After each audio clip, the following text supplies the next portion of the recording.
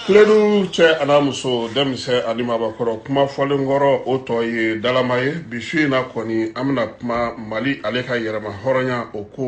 kumaw kan min ye 22 septembre a kan ka kɛ kari nata nin kalo in tile 22 ɲɛnajɛw olu b'a la wa u t'a la wa labɛnw bɛ cogo di 22 yɛrɛ nana cogo di fo kana se nin waati ma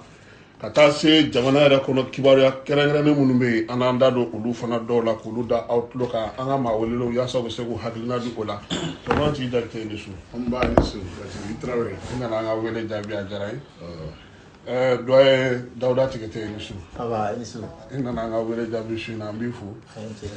Ibrahima Kebe an b'i fo k'i waleɲuman dɔn yɛrɛ b'a fɔ Kasim i nana an ka kɛnɛ kɔnɔ o diyara an ye kosɛbɛ i n'a ka kan a ka d'an ye yani an ka taa yɔrɔ jan komi actualité don an b'a daminɛ ni yuruku ko ye fɛla mun bɛ e la o la waleya mun bɛ senna bi an ka jamana kɔnɔ ni juge kɛlen don ka wuli ka jɔ kɛ hakili la fɛn dɔ min kan ka senkɔrɔmatinti mais an kan k'an yɛrɛ kɔnɔ ɲininka k'a fɔ baara min daminɛtɔ dɛ yala a bɛna sonsoro i n'a fɔ tɛmɛnen minnu kɛra o sonsorola cogo min wa an b'an yɛrɛ ɲininka o la sinon yuruguyurugu kan ka kɛlɛ minnu bɛ yuruguyurugu kɛ o kan ka kɛlɛ a bɛ jamana marabaga kunda komi a b'a anw yɛrɛ jamanaden gansan kunda donc a kan ka kɛlɛ a niveau bɛɛ la procureur ye weleli kɛ ko ni sɛbɛn bɛ maa min bolo bon a y'o fɔ avion ko de la bon ne kɔni ka faamuyali la n kelen nɔ dɛ n ka faamuyali la procureur ka o communiqué kun t'o la parce que avion ko in bɛ danga min da la bɛɛ y'a dɔn n'i ko i bɛ taa avion ta dɔw de bɛ contrat kɛ mɔgɔ minnu ye contrat kɛ olu dɔnnen don minnu ye avion réception kɛ olu dɔnnen don vérificateur ye min fɔ olu dɔnnen don o tuma na ale bɛna t'i sigi ko olu de bɛna bɔ n'u ka gundo ye ko ka taa waraka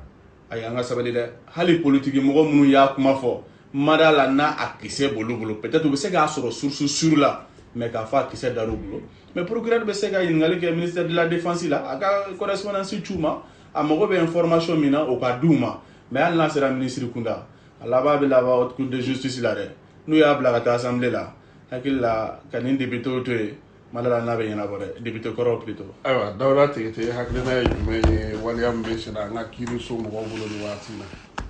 bon yani kan da dɔ la n b'a fɛ i kan yamaruya n ka foli dɔ kɛ a foli fɔlɔ n b'o ɲɛsin an daba ala ma ni ale de y'a to bi an ye ɲɔgɔn sɔrɔ nin kɛnɛ kan n bɛ foli ɲɛsin n fa ni n ba ma n'u k'a da olu ye ladamuni min kɛ n na ka nin hakili min donna hakili min ni bɛ baara kɛra n'a ye tan fo kana se an filɛ kɛnɛ min kan tan o tɛmɛnen kɔ fana n bɛ foli ɲɛsin e yɛrɛ ma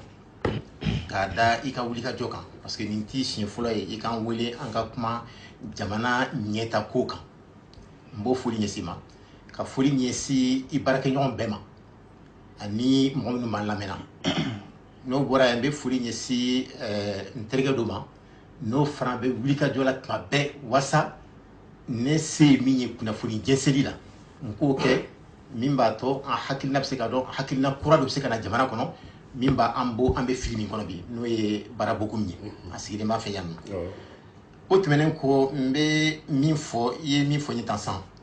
yuruguyurugu kɛlɛli ne hakili la mɔgɔw kelen bɛ ka u fanga da yɔrɔ min kan sisan o t'a kɛlɛ cogo ye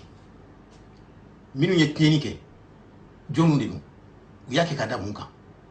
mɔgɔ sugu jumɛn u ye tiɲɛni kɛ tuma jumɛn ni cogo jumɛn ni se jumɛn ye ne hakili la min b'o yira yuruguyurugu bi bɛɛ b'a fɔ la ko a yiriwalen b'an ka jamana kɔnɔ tiɲɛ de don an ka jamana dɔrɔn tɛ farafin jamana ninnu bɛɛ don mais i bɛ kuma i bɛ min dɔn kan de mais ne bolo hakili tiɲɛni de nana ni nin bɛɛ ye mɔgɔw hakili tiɲɛna ka mɔgɔw hakili bila wari dɔrɔn ka nafolo ka kɛ komi n'a sɔrɔ ni nafolo tɛ ni wari tɛ an tɛ se ka kɛ fosi mais o ma daminɛ bi o a nana de dɔɔni ne bɛ se ka min fɔ ka da o kan ne hakili la nin bɛɛ bɛ mun yira an filila yɛrɛ ma an ye sira ta an man kan ka sira min ta yɛrɛdɔnbaliya de bɛ na ni mɔgɔ bila hakili jugu la ka waleya jugu kɛ min b'a to a lagosi a bɛ s'i ma a bɛ se i bɔra du min kɔnɔ a bɛ se i ka jamana ma a bɛ se fɛn fɛn ni sɛgɛn b'u ka degun b'u la cogo sugu dɔ la o de kosɔn ne ko n'i y'a ye bi Mali bɛ nin jamana nin cogo in na bi fo ka yuruguyurugu ɲɔjan a daminɛna 1968 coup d'état min kɛra Modibo Keyita la parce que Modibo tun ye baara kɛ mɔgɔw hakili dilanni de ye yɛrɛ dɔn sira n'i yɛrɛ dɔn ko caman bɛ yen i b'a dɔn k'a fɔ i man kan ka kɛ n'i y'a kɛ a bɛ gɛlɛya min se i yɛrɛ ma o yɔrɔ bɛɛ la ani taalen ɲɛ a bɛ gɛlɛya min se i ka denbaya ma a bɛ gɛlɛya min se i ka jamana ma n'i b'i yɛrɛ dɔn i b'o siraw bila mais u nana coup d'état kɛra 1968 k'a kɛ komi ni wari tɛ alors an tɛ kɛ fosi olu nana k'a fɔ ko jamana nafasɔrɔ siraw tun tiɲɛnen mais olu ye tiɲɛni min kɛ a ma se an ka an da dɔ la o bi gɛlɛya fɛn fɛn b'an kan a sun bɛɛ ye 1968 coup d'état de donc wasa yurugu kɛlɛli an kana miiri k'a fɔ ni juge ye mɔgɔw wele k'a fɔ i ye yurugu kɛ k'i bila kaso la ni an taara k'o kɛ mɔgɔw bɛ siran o tɛ dɛ hakiliw de bɛ yɛlɛma hakiliw de bɛ dilan a hakili dilanni a bɛ daminɛ kabini du kɔnɔnaw la kabini denmisɛnnin fitinin ka na bila école la ka na bila bulondaw la ka na bila baarakɛyɔrɔw la tant qu'an ma baara kɛ de ni yɛrɛdɔn sira de ye an bɛ sira min kan bi an b'an si kɛ mɔgɔw la ko yirali ye juge la u k'u juge k'u bila kaso la an b'an si ko la tant qu'an bɛ sira min kan an m'o bila fɛn de bɛ fara yurugu kan n'i bɛ fɛn ka fara ka fɛn tɛ bɔ a la donc ne hakili la a kɛlɛ an kana miiri k'a fɔ juge dɔrɔn de bɛ se ka kɛ an kana miiri k'a fɔ fo hakiliw de ka dilan ladamu ni ka taa sira wɛrɛ fɛ an bɛ farajɛw ka sira kan mais o de ye nin bɛɛ natama an ka sira n'an ka miiriya n'an ka diɲɛ faamu cogo ni farajɛw ta tɛ kelen ye tant qu'an bɛ farajɛw ka sira de kan an b'a miiri k'a fɔ o de b'a to an bɛ taa ɲɛ diɲɛ bɛ wuli ni fɛn ma fana ka gɛlɛya ka fɛn tɛ b'a la donc ne hakili la yurugu kɛlɛli an ka kɛ ni mɔgɔw hakili dilanni de ladamu kabini denmisɛnninw fitinin ma fo ka na u se u ka don baara la ka baara kɛ ka jamana nafasɔrɔsiraw yiriwali baara kan n'an m'o kɛ an b'an yɛrɛ sɛgɛn.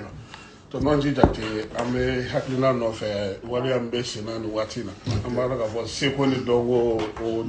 lafasaba b'a ye n'i ye ballet national i y'o ɲɛmaaya kɛ nin waati in na i bɛ sɛgɛnnafiɲɛbɔ la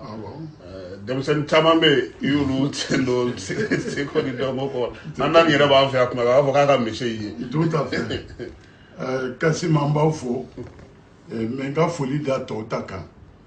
bari n'i y'a mɛn n doniba ta ɲumanbaga ɲuman b'i la ala n'a sababu an bɛ bi ka an kan bila malidenw ma ka kan bila bamakɔkaw ma i ye min fɔ yurugu ye bɛɛ n tɔɲɔ mali tɛ fanta jamana an y'o de fɔ mali tɛ fanta jamana ye mais mali gestion ko a bɛ ka dilan bolo min kan o de bɛ ka mali to kɔ o sun tɛ dɔwɛrɛ o ye yurugu de ye min bɛ tiɲɛ maa kelen bɛ miliyari 2, 3, 4, 5 fo 10 fɛn tɛ foyi o kɔ tɔw niyɔrɔ ye mun y'a ko la donc min bɛ ka kɛ an b'an ka bila bi an b'an ka bila sini maa minnu b'a baara la an ka dugawu b'u ye an b'u dɛmɛ an seko bɛɛ la jamana in a tɛ se ka kɛ lemuruba ye dɔw ka biriw da la dɔw ka to k'a kolo tɛmɛtɔ ye donc yurugu en tout cas anw b'a soutenir bi a b'a soutenir sini an bɛ min ɲini ala fɛ dɔrɔn a laban ko ɲuman k'o d'a ma tegete ye min fɔ fɛn caman b'a jukɔrɔ n'o ye lamɔ ye n'o ye adamaden jamana yɛrɛ taabolo ye f'olu bɛɛ k'a lajɛ a kɔnɔ nka min daminɛna nin ye k'a fɔ an b'o ɲɔngiri o tɛ ɲɔngiri dɛ bɛɛ k'i cɛsiri bɛɛ ka dɛmɛ kɛ ka procureur dɛmɛ a bɛ se ka an b'a fɔ ka baga mɔgɔ ma mais maa ma ni tiɲɛ don an bɛ procureur dɛmɛ fo fininkan fo min nɛrɛ bɔ ala sɔrɔ sa. Ibrahima Kebe an bɛna an ka babu kɔnɔna na n'o ye 22 septembre ye ni maa min ko e ma ko i ka bilasirali kɛ denmisɛnninw ye 22 septembre la mun don a kɔrɔw nana cogo di ani i bɛ se ka mun fɔ o tigiya ko la. ayiwa 22 septembre ni an ko an ye min tɔmɔ an k'a maakɔrɔ kɔ jeli Bazumana i bisimila i ka drapeau nana sɔrɔ an ta b'an kan na cɛ jeli Bazumana y'a min fɔ ko ala ma don min ɲɔgɔn da an ka jamana kɔnɔ o ye 22 septembre de mais kuma na a kɔrɔ de bɛ ɲɔgɔn na yaasa an ka se k'a faamuya surtout sifinnakaw 22 septembre yɛrɛ kɔrɔ ye mun ye a tɛ ɲa f'an ka segin an kɔ dɔɔni ka perepere latigɛ k'a fɔ an bɛ jamana min kɔnɔ n'o y'an faso ye Mali ma daminɛ le 22 septembre 1960 Mali bɔra yɔrɔ jan kunu an ka jamana kɔnɔ an ka taabolo tun b'an fɛ an ka mara kɛcogo tun b'aw fɛ ka kɛɲɛ n'an ka jamana réalités ye mais farajɛw yɛrɛ y'a min sɛbɛn u yɛrɛ ye min fɔ u ye lakɔlɔsi de kɛ sanji 50 yan'u ka anw attaquer k'a dɔn u bɛna se ka fɛɛrɛ ni dabali min tigɛ cogo min na ka sini k'u conko an kunna o lakɔlɔsiliw n'o sɛgɛsɛgɛliw kɔfɛ sanji 50 u ye sanji 50 yɛrɛ kɛ ka kɛlɛ kɛ ka don an ka jamana kɔnɔ mais nin bɛɛ la cɛw sɔrɔla musow sɔrɔla minnu disi kɛ tata ye k'an faso kuma bɔ nka comme président Modibo Keyita b'a fɔ cogo min na gɔlɛ min tun b'u bolo mugu ni fɛn minnu tun b'u bolo n'o ɲango kelen tun bɛ anw bolo u kun t'an mara abada u kelen k'an mara wulikajɔ caman yɛrɛ kɛra mɔgɔw murutila u ye mugu ni kisɛ ta ka muruti tubabu yɛrɛ ye wuya caman fɔ n'u b'a fɔ ko la révolte de Beledugu k'a sɔrɔ révolte tɛ c'est la résistance de Beledugu walima b'a fɔ la révolte des bois k'a sɔrɔ tɛ dɛ résistance de don wa a ma dan ka jamana dɔrɔn ma taara fo Burkina yan fan fɛ maa ba 800 ɲɔgɔn ko maa ba 80 ɲɔgɔn ko je veux dire olu mana wuli k'u jɔ cogo min na a tɛ se ka fɔ tan donc an ye mun lakɔlɔsi farajɛw y'an mara mais mara in kɔnɔna la a kɛra lamɔliya a kɛra tuɲɔ a kɛra ɲɛni kan u ye lebula ko min da anw ka jamanadenw kan Kasim a dɔw bɛ a tɛ se ka lakale mais an ka maakɔrɔw bɛ yan o bɛ hakɛ to komi a bɛ fɔ cogo min na kuma la ko wolokojugu fɔ ko ɲuman yɛrɛ tɛ tubabu kɔmana tɛmɛna dugu o dugu la anw ka jamana kan a kuma tɛ se k'a fɔ de a ka gɛlɛn a dugu kelen tɛ yen u ma lebu se yɔrɔ min na ka bin musow kan parce que n'u bɛ taa dumuni o bɛ labɛn u ye a kɛra sɛ o a kɛra saga ye o a kɛra ba ye o n'o labɛnnu ye siyɔrɔ ɲuman bɛ labɛn u ye u bɛ tila k'u ɲɛma tɔmɔ a bɛ hakɛ to o kuma na fɔcogo la an ka duguw kɔnɔ muso min mana u diya o kɛra walita ye o o ma kɛ walita ye o o bɛ taa u fɛ o b'o su tɛmɛ o fɛ aw bɛ hakɛ to dɛ mais o de kɛra an ka jamana kɔnɔ wa tubabu an ka jamana kɔnɔ an fa dɔw bɛ yen a kun tɛ kula i ka buru dun buru kun tɛ dun bɛɛ fɛ dɛ an fa dɔw bɛ yen o kɛra ministre ka tɛmɛ olu yɛrɛ kun bɛ taa ɲaman de woloma ka burutɔ sɔrɔ a kɔnɔ k'a dun a kun tɛ kɔnna hali an ka suliye don tubabukɛ ka suliye don an ka suliye don i bɛ t'o fɔ yɔrɔ wɛrɛ a kun tɛ kɔnna n'an taara sinimaso kɔnɔ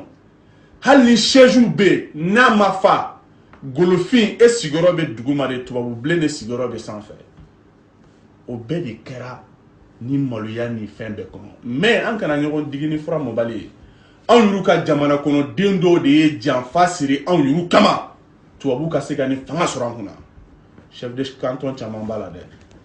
donc o kɛlɛ bɛɛ kɔnɔ comme n y'a fɔ to résistance mun kɛra i y'a ye min kɛra bɛlɛdugukaw fɛ yen u nana mɔgɔw ta ka taa n'u ye guerre la siɲɛ kelen minnu taara olu ma segin filanan minnu taara u ma segin u nana k'u bɛ mɔgɔw ta ko k'u tɛ taa dɛ ko minnu taara k'olu bɛ min u ma kibaruya sɔrɔ bɛlɛdugukaw wulila u ye muruti bolo da wa mɔgɔw sɔrɔla an ka jamana kɔnɔ wa u dɔnnen don hali sini parce que tubabu yɛrɛ y'a sɛbɛn du minnu farala olu kan ka se k'an ka jamana ben fo dɔw bɛ dɔnkili da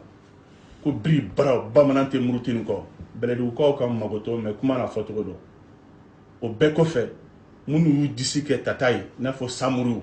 ka dɔnkiliw bɛɛ dilan ka jamana kɔnɔ k'olu tɔgɔ tiɲɛ ko baba komanda ko de nana anw la hɔrɔnya ko samuru ye dugu ci Kasimi e ka mugu ni gɔlɛ ta ka na bin ne fa dugukolo kan ne ka wuli ka résistance organiser ko ne de kɛra an fa dugukolo cibaa ye wa kumakɛ in donna mɔgɔ dɔw tulo fɛ fo ka se yɔrɔ dɔ la o de y'a to an ka jamana den ɲumanw wulila k'u jɔ k'a fɔ nin kɛlɛ bɛɛ boloda la résistance kɛra k'an ka fɛɛrɛ kura yɔrɔ sigi sen kan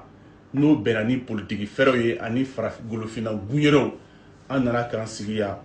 RDA Rassemblement Démocratique Africain nana bila sen kan anw fɛ yan Bamako et 14 ans de lutte président Modibo Keyita y'u cɛsiri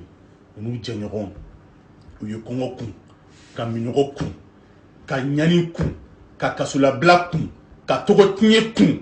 k'u disi kɛ tata ye fo ka tubabuw ɲɔni ka wulu su nɔfɛ ka bɔ an ka jamana kɔnɔ o de kɛra 22 septembre 1960 k'a fɔ bɛɛ ɲɛna bɛɛ ni kɛlɛɲɔgɔnya an ka fara ɲɔgɔn kan ka kɛ cɛ kelen kulusijala kelen ka an faso kuma bɔ an ka ba ye min ye an ka miirina ye min ye k'o fɔ diɲɛ bɛɛ ɲɛna k'a fɔ an marabara kɔrɔ ninnu nin y'o jɔnya juru tigɛlen an ta y'an yɛrɛ ye wa an bɛ k'an yɛrɛ ma hɔrɔn ye mais gɛlɛya kɔnɔ Kasim don min na an b'an yɛrɛ ta ministre bɛ ministre la dɔw de y'u ka so kɔnɔ tabali bɔ k'a d'u ma ka baara daminɛ président Modibo kumakanw bɛ yen ni baara bɔ kun yɛrɛ ka cɛsiri ye o caman yɛrɛ kɛra min n'a bɛ laɲini kɛ an balakaw fɛ sanu bɛ mɔgɔ minnu bolo u kana u k'a juru don jamana la pour que an ka se ka démarrer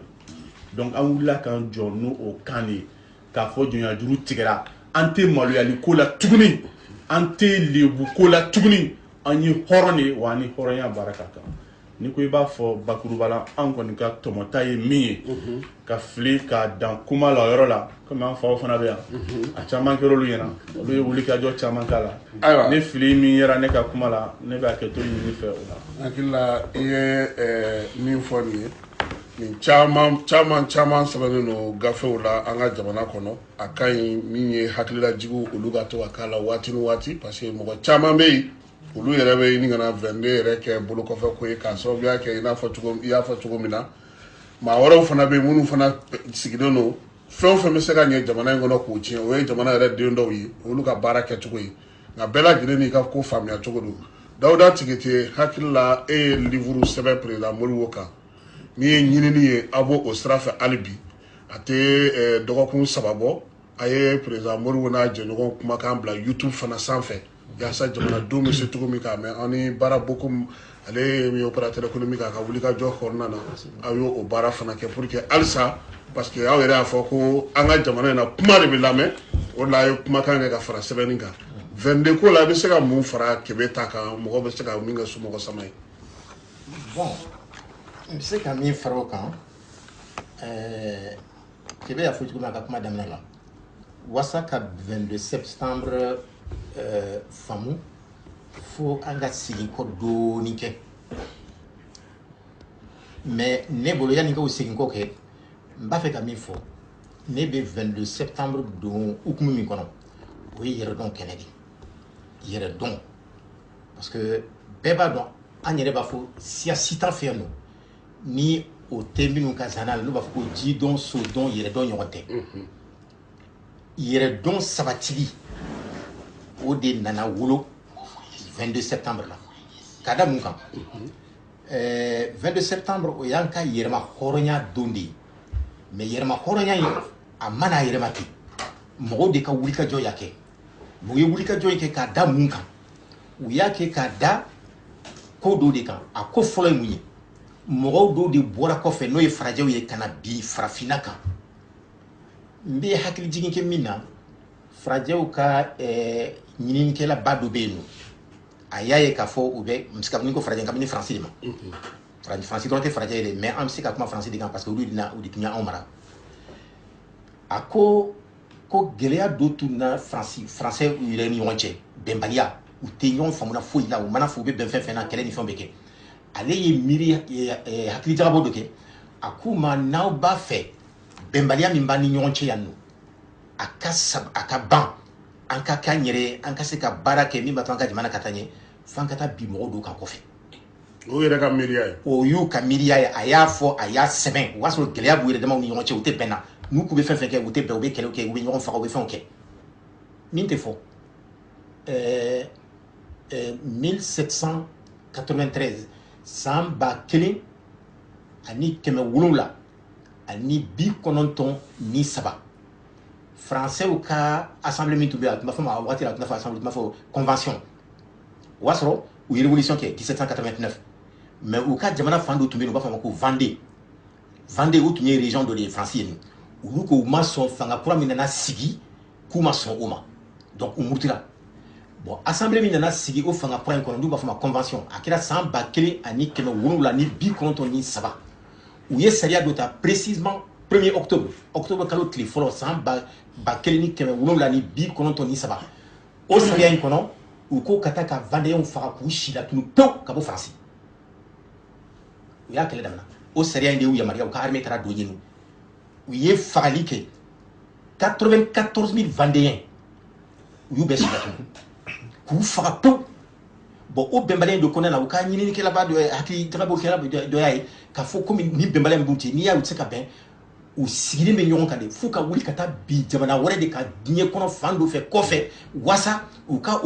fɛnw sɔrɔ k'o k'u yɛrɛ ta ye o de bɛ se ka na ni bɛn ye u ni ɲɔgɔn cɛ o de kɔnɔna la u nana bin anw kan bon u nana bin anw kan a mana ten u y'a ye k'a fɔ olu dɔrɔn tɛ farajɛw ye mais an ko fana fɔ farajɛw ye minnu bɛ Faransi Europe bi n'u b'a fɔ o ma ko européens mais u sigiyɔrɔ fɔlɔ tɛ Europe ye a bɛ fɔ o ma famille groupe ba fila de tun bɛ farajɛ ninnu na vikingu ani Celtu u sigiyɔrɔ fɔlɔ tun yɔrɔ min ye dugukolo min bi n'u b'a fɔ ma ko Mongolie u tun bɛ yen de mais u tun tɛ bɛn tuma bɛɛ ɲɔgɔn faga de y'u ɲɔgɔn cɛ don o don u bɛ ɲɔgɔn faga la u ma bɛn u wulila ka na komi u y'a ye u bɛ yɔrɔ min bɛnbaliya ni fɛn bolo u tun tɛ fɛn sɔrɔ min b'a to u bɛ se ka hɔrɔnmani dɔ sɔrɔ donc u bɔra yen ka na dugukolo kuraw ɲini min b'a to u bɛ se ka fɛn dɔ sɔrɔ u bɛ se ka yiriwa cogo min donc o kɔnɔna na u bɛɛ wulila ɲɔgɔn fɛ vikingu ni Celtes u wulila ɲɔgɔn fɛ ka na dɔɔni ka na Russie yan fan ninnu na ka jigin ka na fo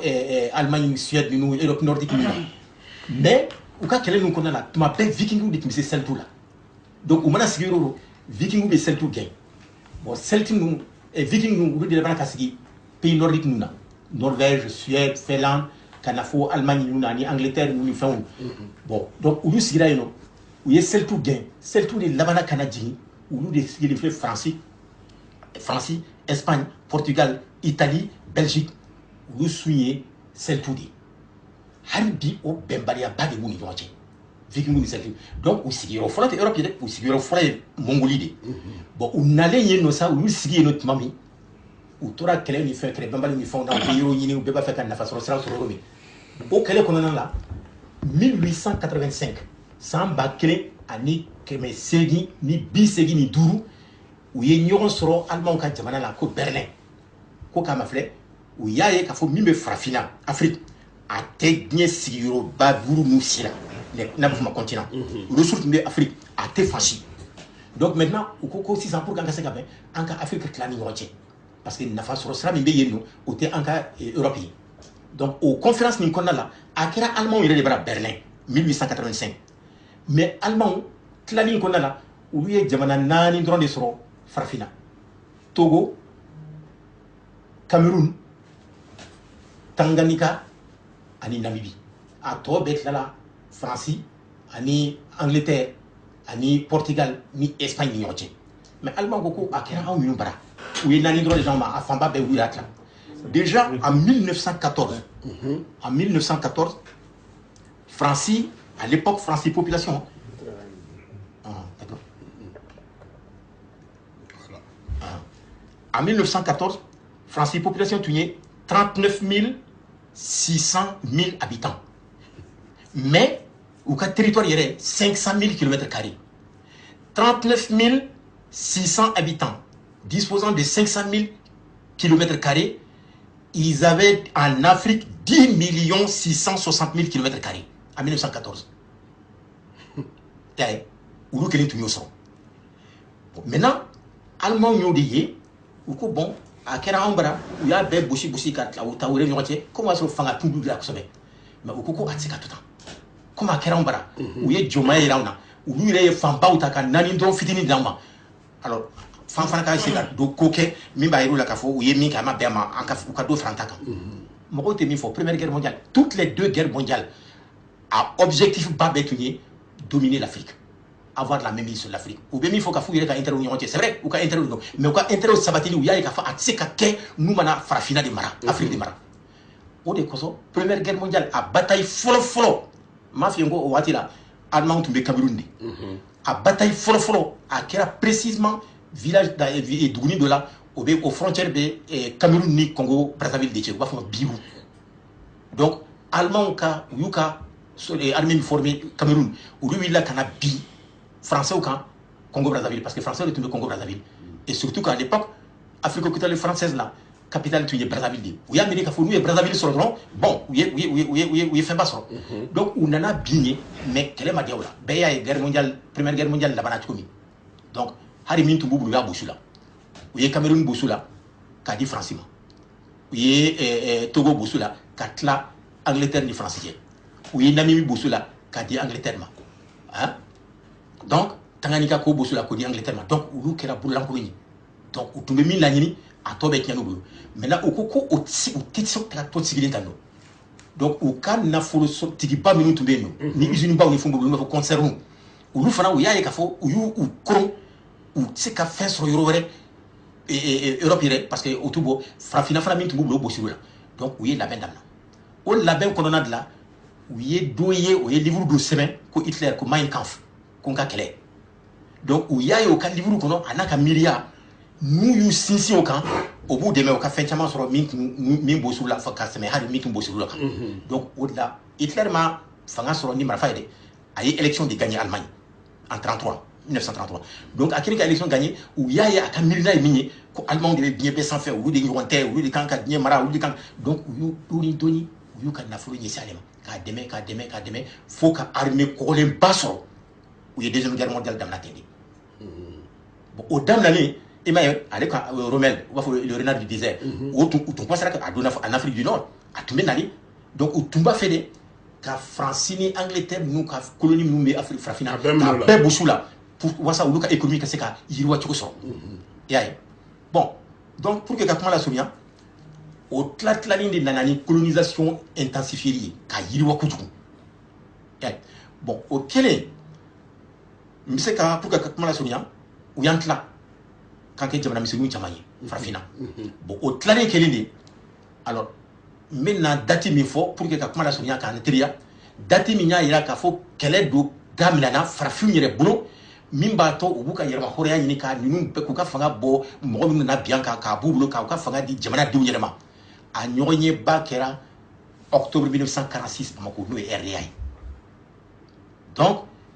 indépendance kɛlɛ m'a fɔ a daminɛna 46 de a tun bɛ kɛla dɔɔni dɔɔni kabini Modibo Keyita ninnu ni avant Modibo Keyita même Mamadou Konaté ninnu ni fɛnw bon olu ka wulikajɔ n'u ka fɛnw u ye syndicat minnu créé fo kana kɛ parti politique yamaruyara dans les années 45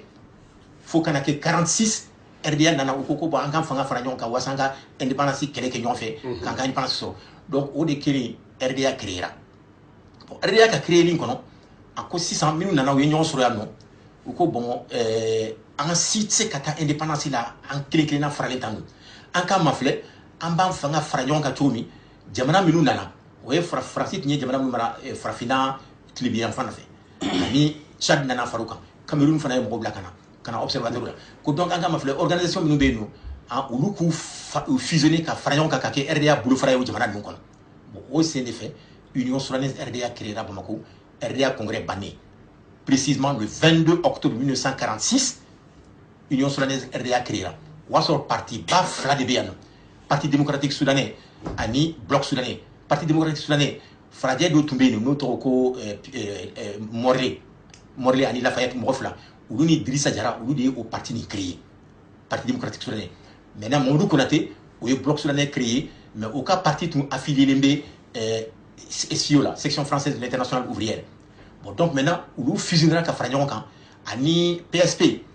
o ka denmisɛnninw dama bɛ yen nɔ u mɔgɔ duuru olu ko komi Filidabo ko k'ale tɛ fara tɔw kan ka parti Union soudanaise RDA créé olu y'u fara ka bɔ Filidabo la ka fara RDA kan bon Ablaye Sangare tun b'o la Tombouctou Coulibaly tun b'o la Omar Bore tun b'o la etc bon donc olu nana ka fara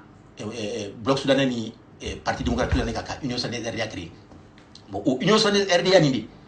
i ye kɛlɛ daminɛ wulikajɔ ka wulikajɔw kɛ fo ka na an bila 22 septembre la peut-être détail an bɛ se ka don o la kɔfɛ voilà. ayiwa 22 kɔni bɛ kɛ min ye faso ye fo a ka yanga a ka ye a ka jira o bɛ sɔrɔ min fɛ o ye tamasiyɛnw ye yaprɛ mɔgɔw aw bɛ ka labɛn kɛ ko maliden kelen drapeau kelen hakilina nana cogo di ani a kɛkun ye mun ye n b'i fo Kasim tɛgɛ tɛ kuma fɔ sisan an denkɛ fɛnɛ kebe a fɛnɛ y'a ta fɔ o bɛɛ ye indépendance nana cogo min na gɛlɛya minnu sɔrɔla indépendance kɔnɔ takabi min kɛra indépendance kɔnɔ o bɛɛ kɛra ka na se bi ma ka coup d'état kɛ ka révolution kɛ ka na se bi ma mais sisan anw ye mun lakɔlɔsi fête n'o ye 22 septembre ye 22 septembre bɔra jama bolo sisan 22 septembre ye don ye min kan ka jamanadenw k'u dusukun kami-kami k'u dusukun lami k'u dusukun farinya ka kɛ faso kan ka kɛ jamana kan mais anw y'a ye wagati jan n'a fɔra ko 22 septembre k'a y'aw sigi ka taasi don o don i bɛ taasi don o don i bɛ taasi a laban a bɛ kɛ ko ye dɛ i bɛ ɲinɛ i yɛrɛ bɔra bɔkolo min na i bɛ siɲɛ ta ko min na o bɛ bɔ i kɔrɔ don dɔ an k'an taasi anw y'a saba taasi in tɛna fɛn ɲa anw artisiw n'anw ka association union des artistes, des producteurs, éditeurs et presse, parce que groupe BAF la débat sur bureau Malikolo, fédération B, fédéralement, on y a premier. Donc, on est à ce qui a miri, qu'a fait, Nina, on m'a dit qu'a fait, Mali, 22 septembre, qu'a fait tout là ça. En ce cas-là, il y a aussi qui a miri. Parce qu'on y a là-bas miri banane. En gros, c'est ça, 22 septembre, on va faire, qu'a l'adje, fait mon kerana, gela min banga bi, jamana in kono. Nyeduna min banga jamana in kono. Antena keni kele, antena ke wole, amba keni hagli. Wakila bara. Angwanga drapeau, odi ambe bodi jukoro. Do ya do ulula, do ya do, antena mokotofo, do ya tereke, do ya jeni. Nga anta jeni pasa amba yera don. Amba do mali mi, amba do anga drapeau, odi an sindi. Donc, an tseka to ka foko ambe tugulu mokoko, quand en face là.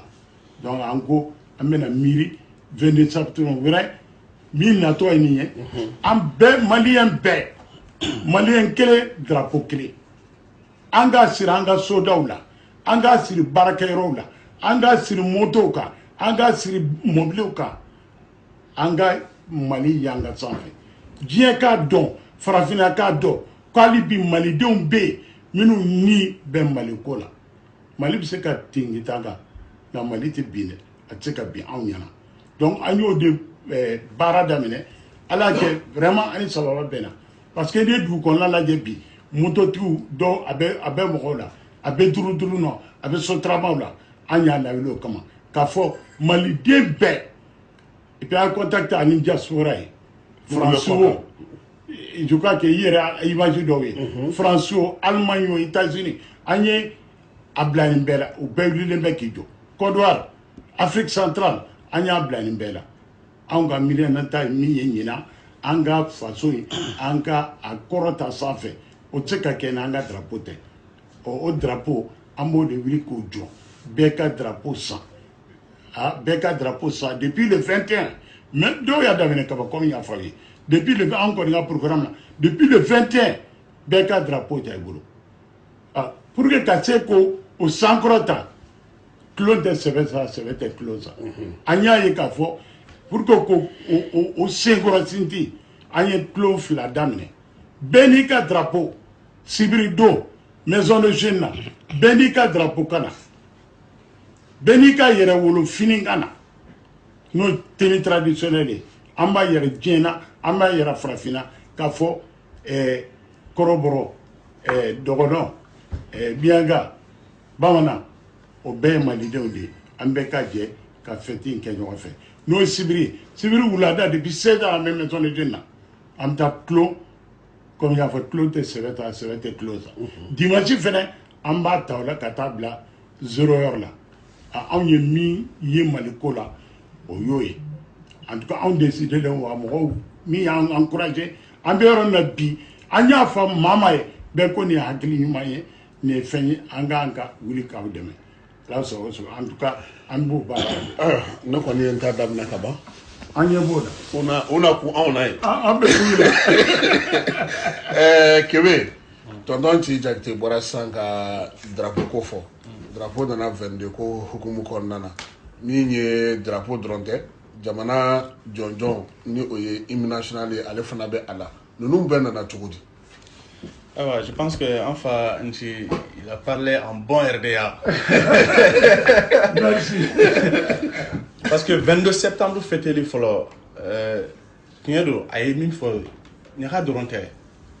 Ni à Clivala, ni baraye somme là-bas.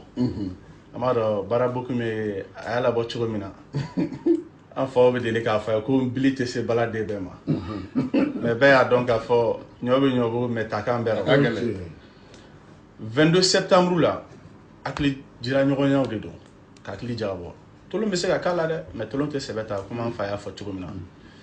Modibo ka kumakan dɔ bɛ yen a ko baarakɛlaw ma ko n'aw bɛ premier mai fêter aw ka kan k'aw sigi de ka hakili jagabɔ k'a ta san ko premier mai la ka na bila ɲan premier mai la an kun ye mun de boloda yala baara bolodalenw sera ka kɛ wa ni min sera ka kɛ o dan tigɛra o filɛ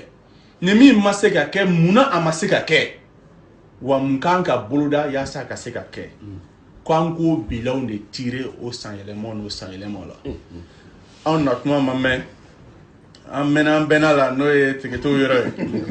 mais hali fanga min n'o ye a jolo bɛɛ kari ka Mali fili nin senta baara kɔnɔ n'o daminɛna le 19 novembre 1968 parce que le 1er mai déjà 1968 président Modibo Keïta ko k'an marabaga kɔrɔ ninnu k'an y'u gɛn k'u bɔr'u sen kun de kan an ka jamana kɔnɔ ko nka k'u ma taa yɔrɔ jan dɛ k'u bɛ munumunu la an da fɛ k'u n'an man farati ko u na an ka jamanadenw dɔw bɛ bɛnbɛn bɛɛ kɛ jamana contre la an ka yɛrɛta n'an ka yɛrɛma hɔrɔnya min n'an b'a sira kan malidenw ka hɛrɛ sira kan ko ka dan kɛra la o kɛra 1er mai 68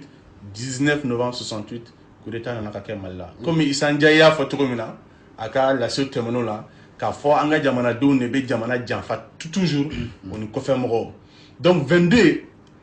walahi ne yɛrɛ hakili b'a la hali an fa tun bɛ 22 fini san ye a n'an bɛnkɛw pour dire que 22 kun tɛ mais sisan a lafura donc a ye drapeau ko min fɔ an yɛrɛ ka tɔn n'o ye faso kanu ye an bɛ y'a kɛnɛ kan parce que bi bi in na an bolo drapeau ma faamuya i ye hymne national min fɔ ani drapeau bɛɛ n'i ko drapeau dɔrɔn o ye jamana ka identité de ye n'i ye ka carte d'identité sɔrɔ la dɔrɔn i photo mana y'a la i ka référence bɛ la ko nin ye Kassim Traoré ye n'i taara fo Las Palmas Mali drapeau mana bɔ k'a yir'i la dɔrɔn i tɛ Mali dugukolo kan dɛ maliyɛn t'i kɛrɛfɛ dɛ nin ye Mali ye donc drapeau danbe don taabolo don jamana fɛn bɛɛ de b'i yɛrɛ représenter drapeau la c'est pourquoi drapeau ni bonya ka kan i m'a ye ni sɔrɔsiw bɛ drapeau lajigi marifatigi dɔw b'u kɔfɛ a fɔ n'o de ye ni drapeau binna dɔrɔn a binna minnu bolo la a bɛ mugu ci u la parce que drapeau ni binni man kan mais drapeau la fura an ka jamana kɔnɔ bi an fa nci y'a fɔ indépendance tɛlɛ ani kana bila bi la mun de kɛra nin bɛɛ lajɛlen la fura drapeau bɛ jeni mɔgɔ minnu fɛ minnu b'a piétiner mɔgɔ minnu b'o kɛ olu bɛ tila ka n'u danga anw ka jamana soba kɔnɔ yan bonya ni karama bɛɛ bɛ ta k'a d'u kan dɔw yɛrɛ bɛ seli u kɔfɛ dɔw ma da ye drapeau la hymne national a bɛɛ b'a hukumu kelen kɔnɔ mais an ka hymne national in hali n'i y'a lamɛn i b'a dɔn k'a fɔ fasoden ɲumanya jɔnjɔn don n'i y'a lamɛn i b'a dɔn faso kanu yɛrɛ yɛrɛ ni nɔgɔ t'a la a bɛ misi dɔ i la mais bi i b'anw ka jamana ɲɛmɔgɔ de ye hymne national bɛ da u tɛgɛ b'u disi kan a dɔw bɛ kɛ n'a fɔ u ka bin mais hymne national bɛ fɛn fɛn fɔ u tɛ tulo t'a si la u tɛ baara kɛ n'a ye mais an bɛ se ka hymne national considérer comme quoi jamana kɔnɔ an minnu ye salamaw ye i b'a dɔn an ka taabolo kuranɛ de b'a perepere latigɛ ye min bɛ kuranɛ kɔnɔ an bɛ baara kɛ n'o miiri de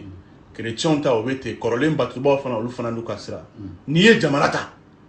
hymne national ta b'o la armoiries b'o la constitution b'o la o fana de y'an ka bibiliw n'an ka kuranɛw n'an ka fɛnw ye an kan ka baara k'o kan donc yali ni silamɛ min tɛ kuranɛ bonya e tɛ silamɛ ɲuman ye dɛ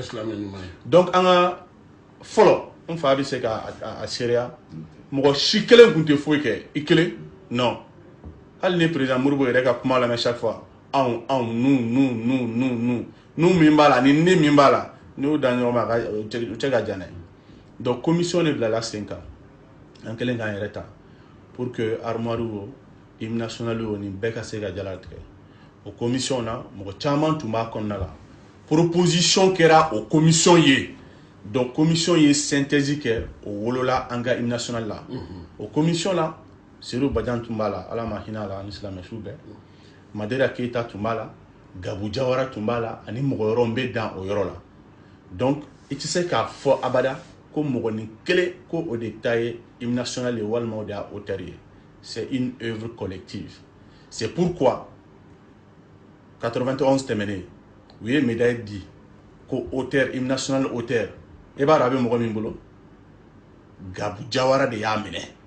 a don kuma caman fɔra dɛ min fɔra an b'a kalama mais an t'o fɔ hali sisan hymne auteur ko la médaille min dira n'i taara Daba Jawara fɛ yen i bɛ taa dalen sɔrɔ yen mais jama jɛre don mais bi i min b'an bolo da jumɛn na i min bonyalen tɛ drapeau kɛrɛfɛ tɛ mali ko yɛrɛ kɛra cogo dɔ la a ko ɲɛ ka gɛlɛn c'est pour que indépendance k'a ta don na 22 septembre ka n'a bila bi la san 59 de don ne ma fili mais san 59 in na tiɲɛ tɔgɔ mahamadu san 8 yɛrɛma hɔrɔnya laki c'est-à-dire peuple ka aspiration profonde k'o ta en compte o kɛra président Modibo Keïta de tile la mais k'a ta o don na ka n'a bila bi la birisa ɲagami malo c'est-à-dire an banna mɔgɔ minnu ye ka u ye lamɔloya ni lebu bɛɛ dan kan an tilala ka n'an da olu kɔrɔ k'an sen n'an bolo siri k'a d'olu ma ko a ye an kɛ aw sago ye o de bɛ senna bi depuis 19 novembre 68 fo sisan i m'a dɔn o fana fako bonyara donc n bɛ bɔ kuma la o yɔrɔ de la ka perepere latigɛ k'a fɔ n'i ye indépendance ta ka na bila bi la an tɛna si kɛ a kɔnɔna kɔsi n'o kɔnɔna miiri la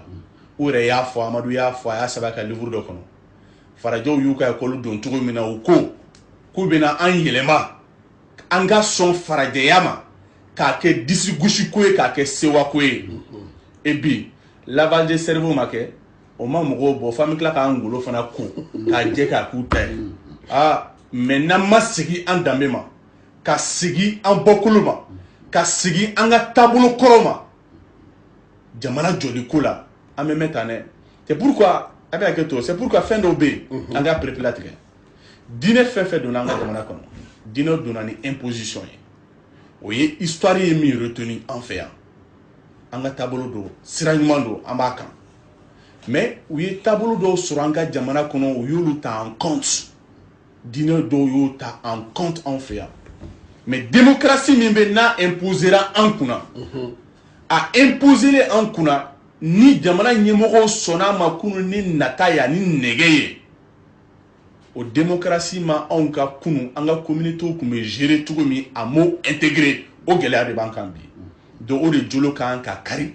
ka taabolo kura ta c'est pourquoi président Modibo Keïta ka waati la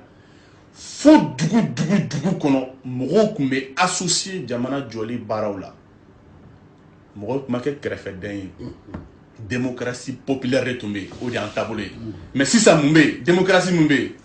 u bɛ armée gendarmerie ni fɛnw bila sen kan n'a wulila a b'a kɛ ɲini olu b'aw mate ka assemblée nationale dɔ bila sen kan mɔgɔ minnu bɛ to o kɔnɔ o dɔnnen don ayiwa olu bɛ tila ka sariya ta sariya min bɛ tila ka jamana kɔnɔdenw faga jamana kɔnɔdenw yɛrɛ tɔgɔ fana la k'an ka jamana ta k'a yɛrɛkɛ k'a suma u kun pani ka ɲa dɔrɔn a bɛ suma dɛrɛ a bɛ ɲa donc hymne national ne an ka faamuyali la comme an fa tɔw bɛ yan an ka faamuyali la an kan k'a bila minɛn min kɔnɔ c'est que président Modibo Keïta tile la mɔgɔ si kelen tun tɛ foyi kɛ a kelen parce que Amadu yɛrɛ y'o fɔ an ɲɛna ko réfléchir ensemble décider ensemble exécuter ensemble contrôler ensemble et enfin corriger ensemble le principe de 5 droits ou kun sigira o de kan c'est pourquoi en 8 ans an sera ka décololi min kɛ an sera k'an faso kumabɔli min kɛ a ma sɔrɔ farafinna hali minnu tun bɛ n'u tun y'an jugu ye kunu olu yɛrɛ bɛɛ kabakora an na ko est-ce que jamali malidenw ye cɛ ye ayiwa Dawuda e tun y'a bila yɔrɔ min na o ye k'a fɔ ko indépendance tali gɛlɛyara hali n'a sɔrɔ ISRDA créera Mali la yan cogo min parti bolofaraw créera jamana tɔw fana na nka indépendance ta kɛlɛ a ma nɔgɔya non a ma nɔgɔya ka da sababu caman kan mais sababu ninnu na n bɛ damadama dɔrɔn de fɔ minnu ye a sababu kunbaw ye n y'a fɔ cogo min farajɛ ninnu u y'a ye k'a fɔ olu ka ɲɛta a tɛ se ka sabati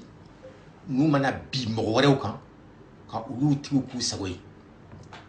mɔgɔ dun n'i nana ma ni fanga ye cogo cogo k'a fɔ i ɲɛ bɛ fɛn dɔ la a bolo o tɛ e bolo f'i k'o sɔrɔ i mana na ni fanga ye cogo cogo n'i ma baara kɛ ka hakili sɔrɔ i ka fanga in tɛ laban kunna a bɛ laban k'a yɛrɛ ta donc o hakili sɔrɔli ye mun ye n'i b'a fɛ ka mɔgɔ hakili sɔrɔ n'i b'a fɛ ka fɛrɛ mɔgɔ ma k'a k'i sago ye a hakili tiɲɛ n'i y'a hakili tiɲɛ dɔrɔn a ma se i ka marifa ta nɔfɛ a ma se i ka to ka kuma caman k'a nɔfɛ a b'i sago dɔrɔn de kɛ n'i ye min fɔ a b'o de kɛ olu ye baara kɛ ni o sira ye o baara nin kɛlen u m'a kɛ san kelen u m'a kɛ san fila u ye san yirikaw de k'a la donc u donna ka ni mun ye n'u ka kalansow ye u ka kalansow n'o tɛ fɔlɔ anw fɛ yan nɔ ekɔliso tun tɛ o ekɔli tun ye dugu bɛɛ de n'i ye den wolo sisan dugu bɛɛ i mana kɛ dugu min kɔnɔ o dugu maakɔrɔbaw bɛɛ de b'i den lamɔ den tun tɛ du kelen ta mɔgɔ kelen ta ye y'a ye mais olu de nana n'u ka ekɔli ye k'a kɛ u bɛ kogo naani jɔ k'a bili ka mɔgɔ damadɔnin ta k'u bila a kɔnɔ k'u ka hakilinaw don olu la dɔɔni fo k'olu k'u sago ye u b'olu ta k'olu yanga jamana den tɔw sanfɛ y'a mɛ ne b'a fɔ ko mɔgɔ kalannenw mais bi n'i y'a ma filɛ farafinna gɛlɛya min bɛ farafinna jamanaw kan a fanba bɛɛ sɔrɔla mɔgɔ minnu ye farajɛw ka ekɔli kalan kɛ n'u filila u yɛrɛ ma n m'a fɔ a bɛɛ y'o ye mais a caman y'o de n'u filila u yɛrɛ ma k'a kɛ komi n'a sɔrɔ ni an ma farajɛw ka sira ta an tɛ se ka bɔ nɔgɔ la an tɛ se ka kɛ fɛn wɛrɛ anw dun ni farajɛw ka miiri cogo tɛ kelen ye an n'u ka diɲɛ faamu cogo tɛ kelen ye tant qu'an b'u ka sira kan an bɛ k'u sago de ye donc mɔgɔ dama bɛ yen nɔ olu y'o de faamu u y'a dɔn k'a fɔ a baara a tɛna nɔgɔya u bolo nka f'a ka daminɛ de o mɔgɔ ninnu Modibo Keyita ninnu tun b'o sira de kan u tun b'o sira kan cogo jumɛn Modibo ninnu nalen u y'a ye k'a fɔ n'i b'a fɛ ka jamanadenw ka se k'u yɛrɛ ta u ka k'u yɛrɛ ye u ka u yɛrɛ ma hɔrɔnya sɔrɔ f'i ka hakilina de don o la min b'a to u bɛ da u yɛrɛ la y'a mɛn u b'u sinsin u yɛrɛ de kan u ka ɲɛta sabatili kɔnɔna la donc u ye baara kɛ n'o de o de kɔnɔna la u ye mun fɔlɔ kɛ indépendance talen u ye sariya fɔlɔ dɔ ta en 1962 en 62 u ye sariya min ta a fɔra o ma ko réforme de l'enseignement o ye minnu ye farajɛw ka école y'a mɛn parce que jamana tun bɛ mara la minnu bɔra farajɛw ka école la komi n'a sɔrɔ n'i ma don farajɛw ka école la i tɛ se ka jamana mara mais Sunjata ma jamana mara yan est ce que u ye farajɛw ka école kɛ han bon an ye yanni farajɛw ka na fɛnw dɔw yɛrɛ tun b'an bara o ɲɔgɔn tun tɛ farajɛw bara n'i ye kurukanfuga ta sisan kurukanfuga kɛra san 500 yanni français b'a fɔ o ma ko charte des droits de l'homme mais ni bɛ kurukanfuga kɔnɔ a dafalen bɛ a sinsinnen bɛ ka tɛmɛ français ka droits de l'homme nin kan mais u nana k'a lagosi an bolo k'a kɛ komi n'a sɔrɔ n'an m'olu ka sira ta an tɛ hali ko min bɛ kɛra bɛ yuruguyurugu nkuru de y'a nata da farajɛw de y'a ladon an bara u m'a ladon an bara gansan dɛ u y'a ladon an bara parce que hakili tiɲɛ ka an k'u sago ye mais olu bɛ min fɔ ko yuruguyurugu jateminɛ dɔ kɛra farafinna a ka dɔgɔ jamana farafinna bi min ma mara farajɛw dɔ bolo fo n'a kɛra dɔɔni Éthiopie o fana o ye italien tun n'a bi o kan mais o labanna kun ye sa ani Libéria n'o t'a tɔ bɛɛ farajɛw y'a bɛɛ mara mais Afrique du Sud président dɔ bɛ yen ko Thabo Mbeki ale ye sɛgɛsɛgɛli dɔ kɛ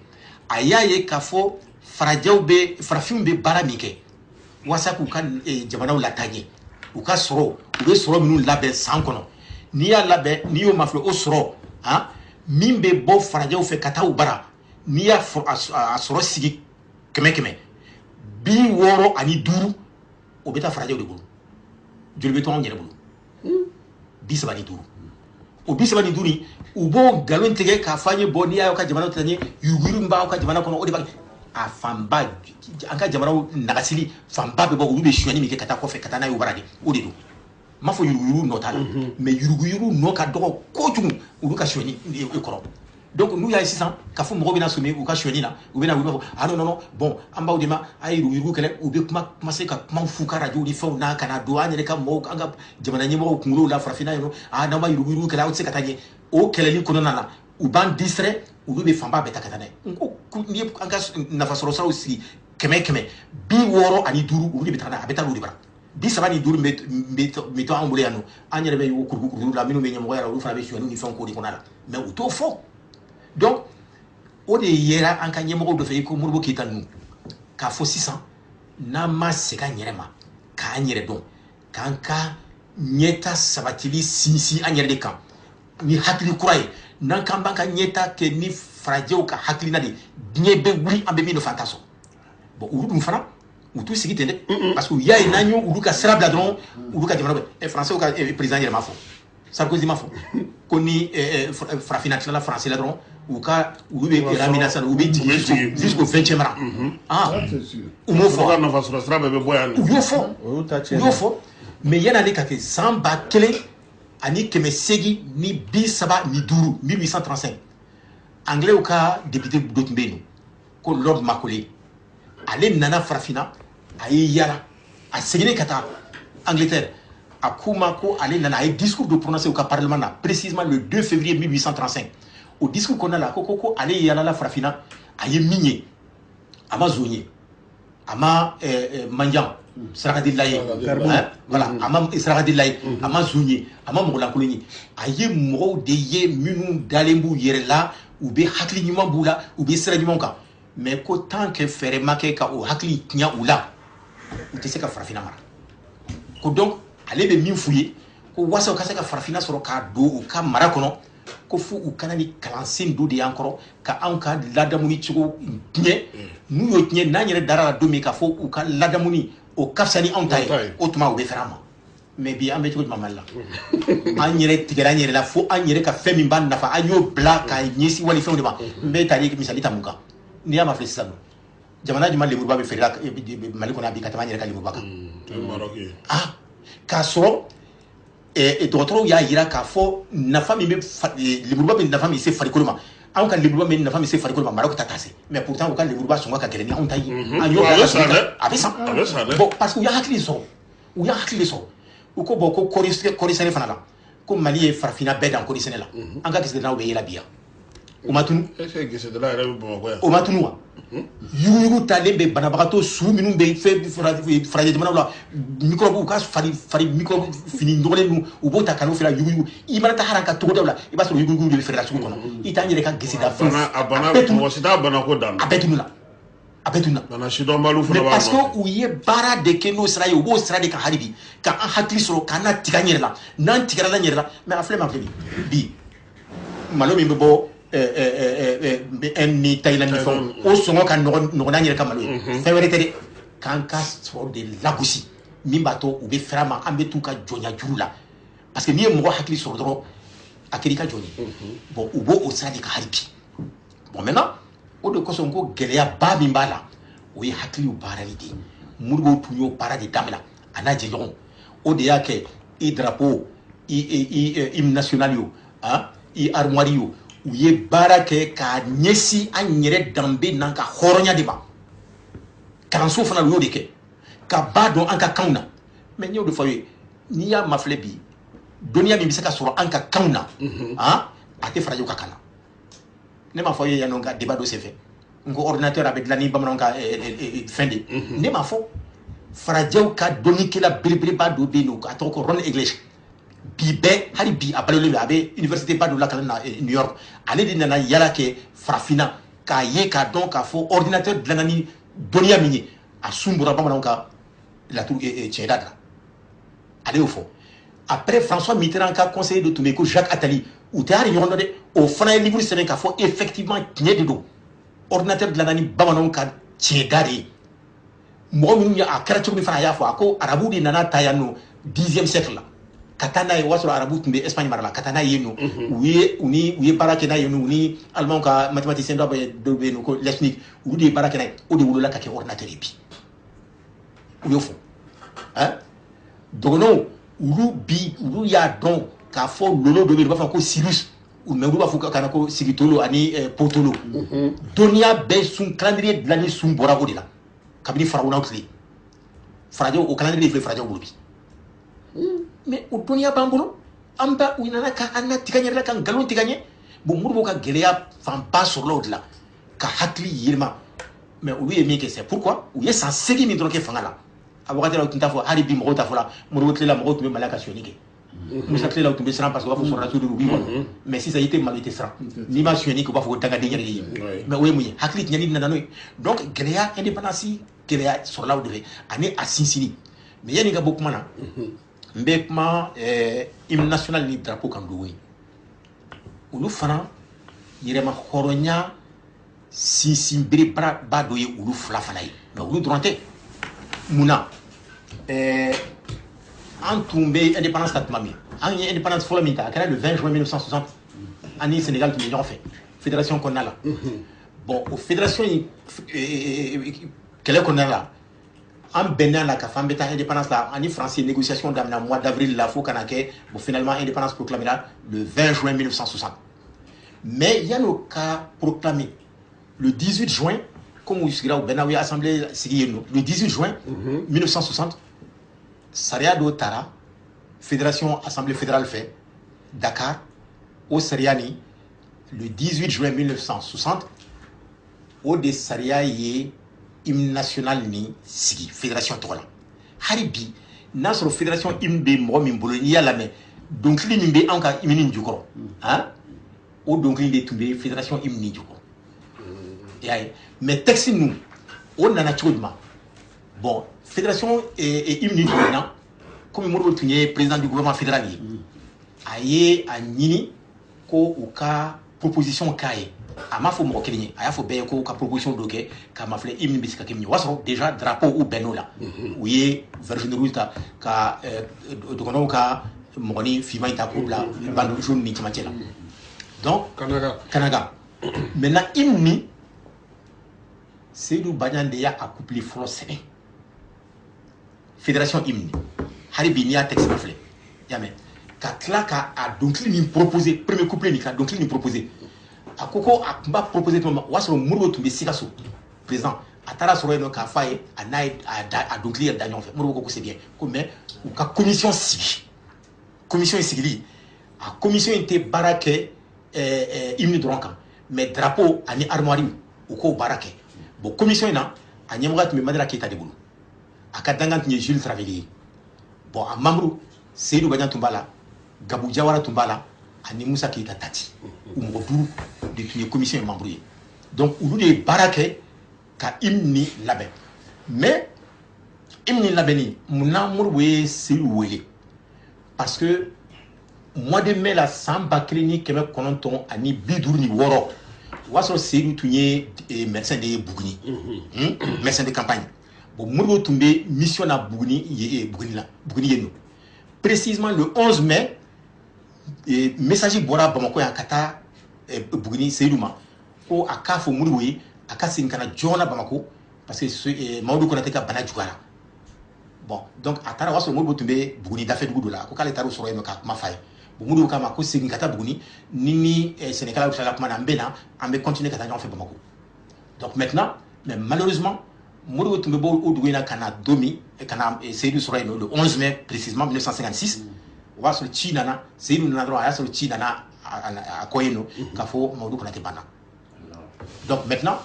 murwo nale ka bo oduwina kana soroina ay chifo murwo ako Maodo Konaté ka bana amanya de abana bon oro la murwo kama ko boko 600 ibe munke wasa Maodo Konaté kato jamana 2000 bina an ko fe 600 ani hari binu bina ko fe demisena mo ni fombe Maodo Konaté ka misali ka tout hakilla est-ce qu'il était taxi de semaine ka Maodo Konaté to do la bon on écra pionnier au cas chansonnier ayo texte semaine en 1956 mais maintenant en 1959 Union Sonaise RDA ka genou démissionné ka congrès créé mouvement pionnier créé au texte ni takake pionnier ka donc li bon muru hakli to la ko bo 600 comme yo expérience que maintenant imna c'est de tomber français de tomber grand hôtel là beaucoup pianiste de tomber on en a fait de proposer muru mais comme muru tni mo ni harika IF ka manya tafi mamani aba fo bon atomuru mbe miri mais atuma dia muru odo kon la yesi ruwe ka fay ko bo ite imiri kan ma feta ambiska ni ketchukumi donc muru c'est du keren ko ke akama ko bon maintenant pour rentrer Mali imna fédération éclatée maintenant à Kereka au proposer parce qu'elle est français et Sénégal t'as un premier couplet fin fédération tirée Sénégalais au torani textigné mais oui donc limla nous hari bini fédération imta anga donc limbe on appelle donc limba ko de au début au tomber fédération donc lim au de tomber fédération technique mais textile tomber dame na bo pincer les coura taper les balles à fond donc maintenant Sénégalais au torani textilier mais oui donc lim voilà maintenant on y donc linta en fanat là en cas texte courant là bon texte de l'année de kono muri ko kama ko bo 600 mbe ambe commission ici toujours inu be barake donc commission comme il a fait tout nyamo ko tumbe madra ki tabulu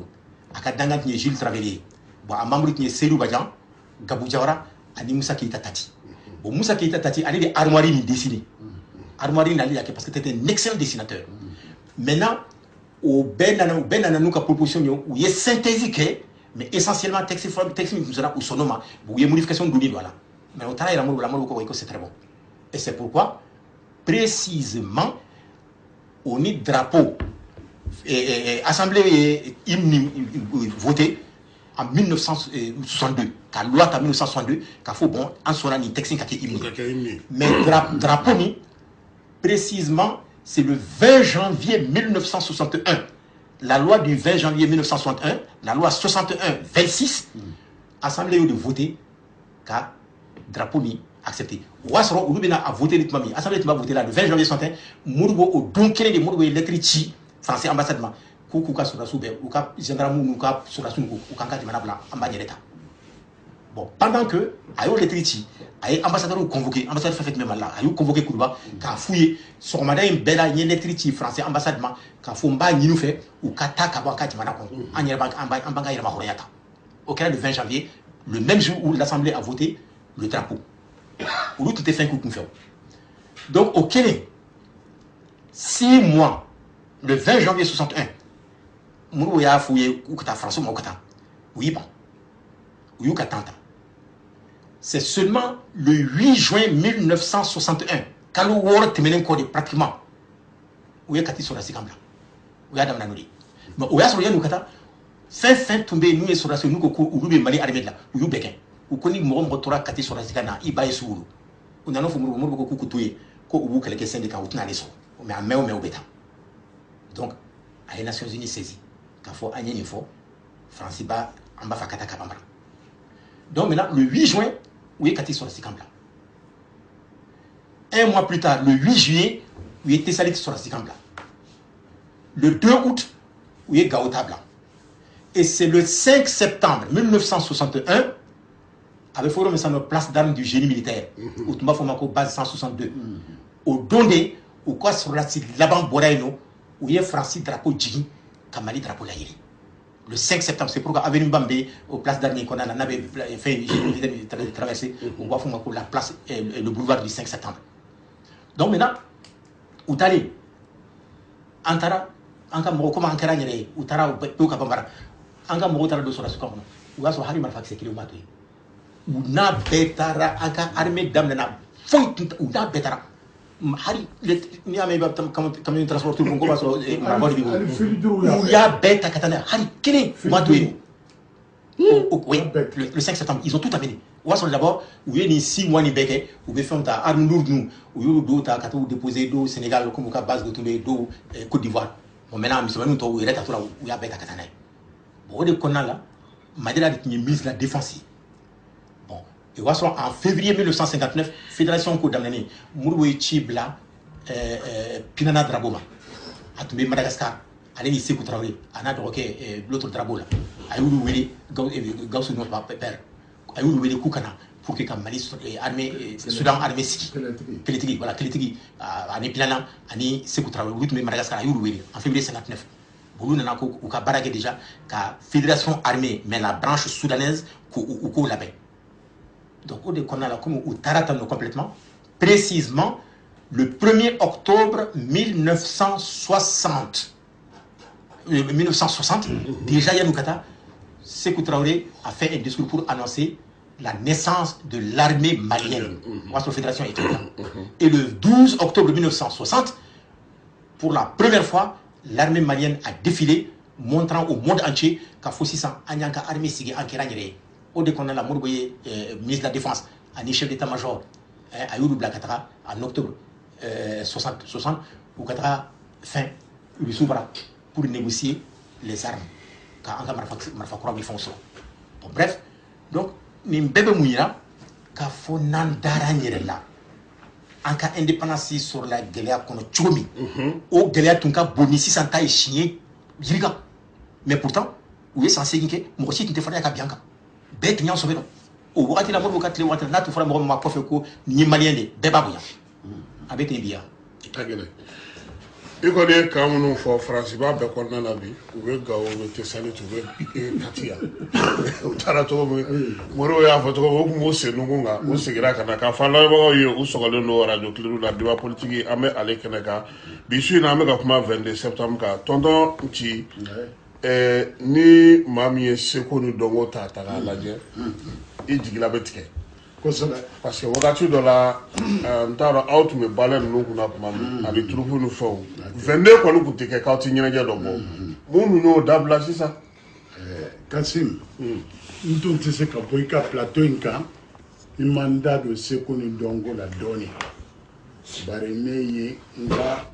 hadamadenya fanba bɛɛ n ka baara fanba bɛɛ n y'a bɛɛ kɛ seko ni dɔnko la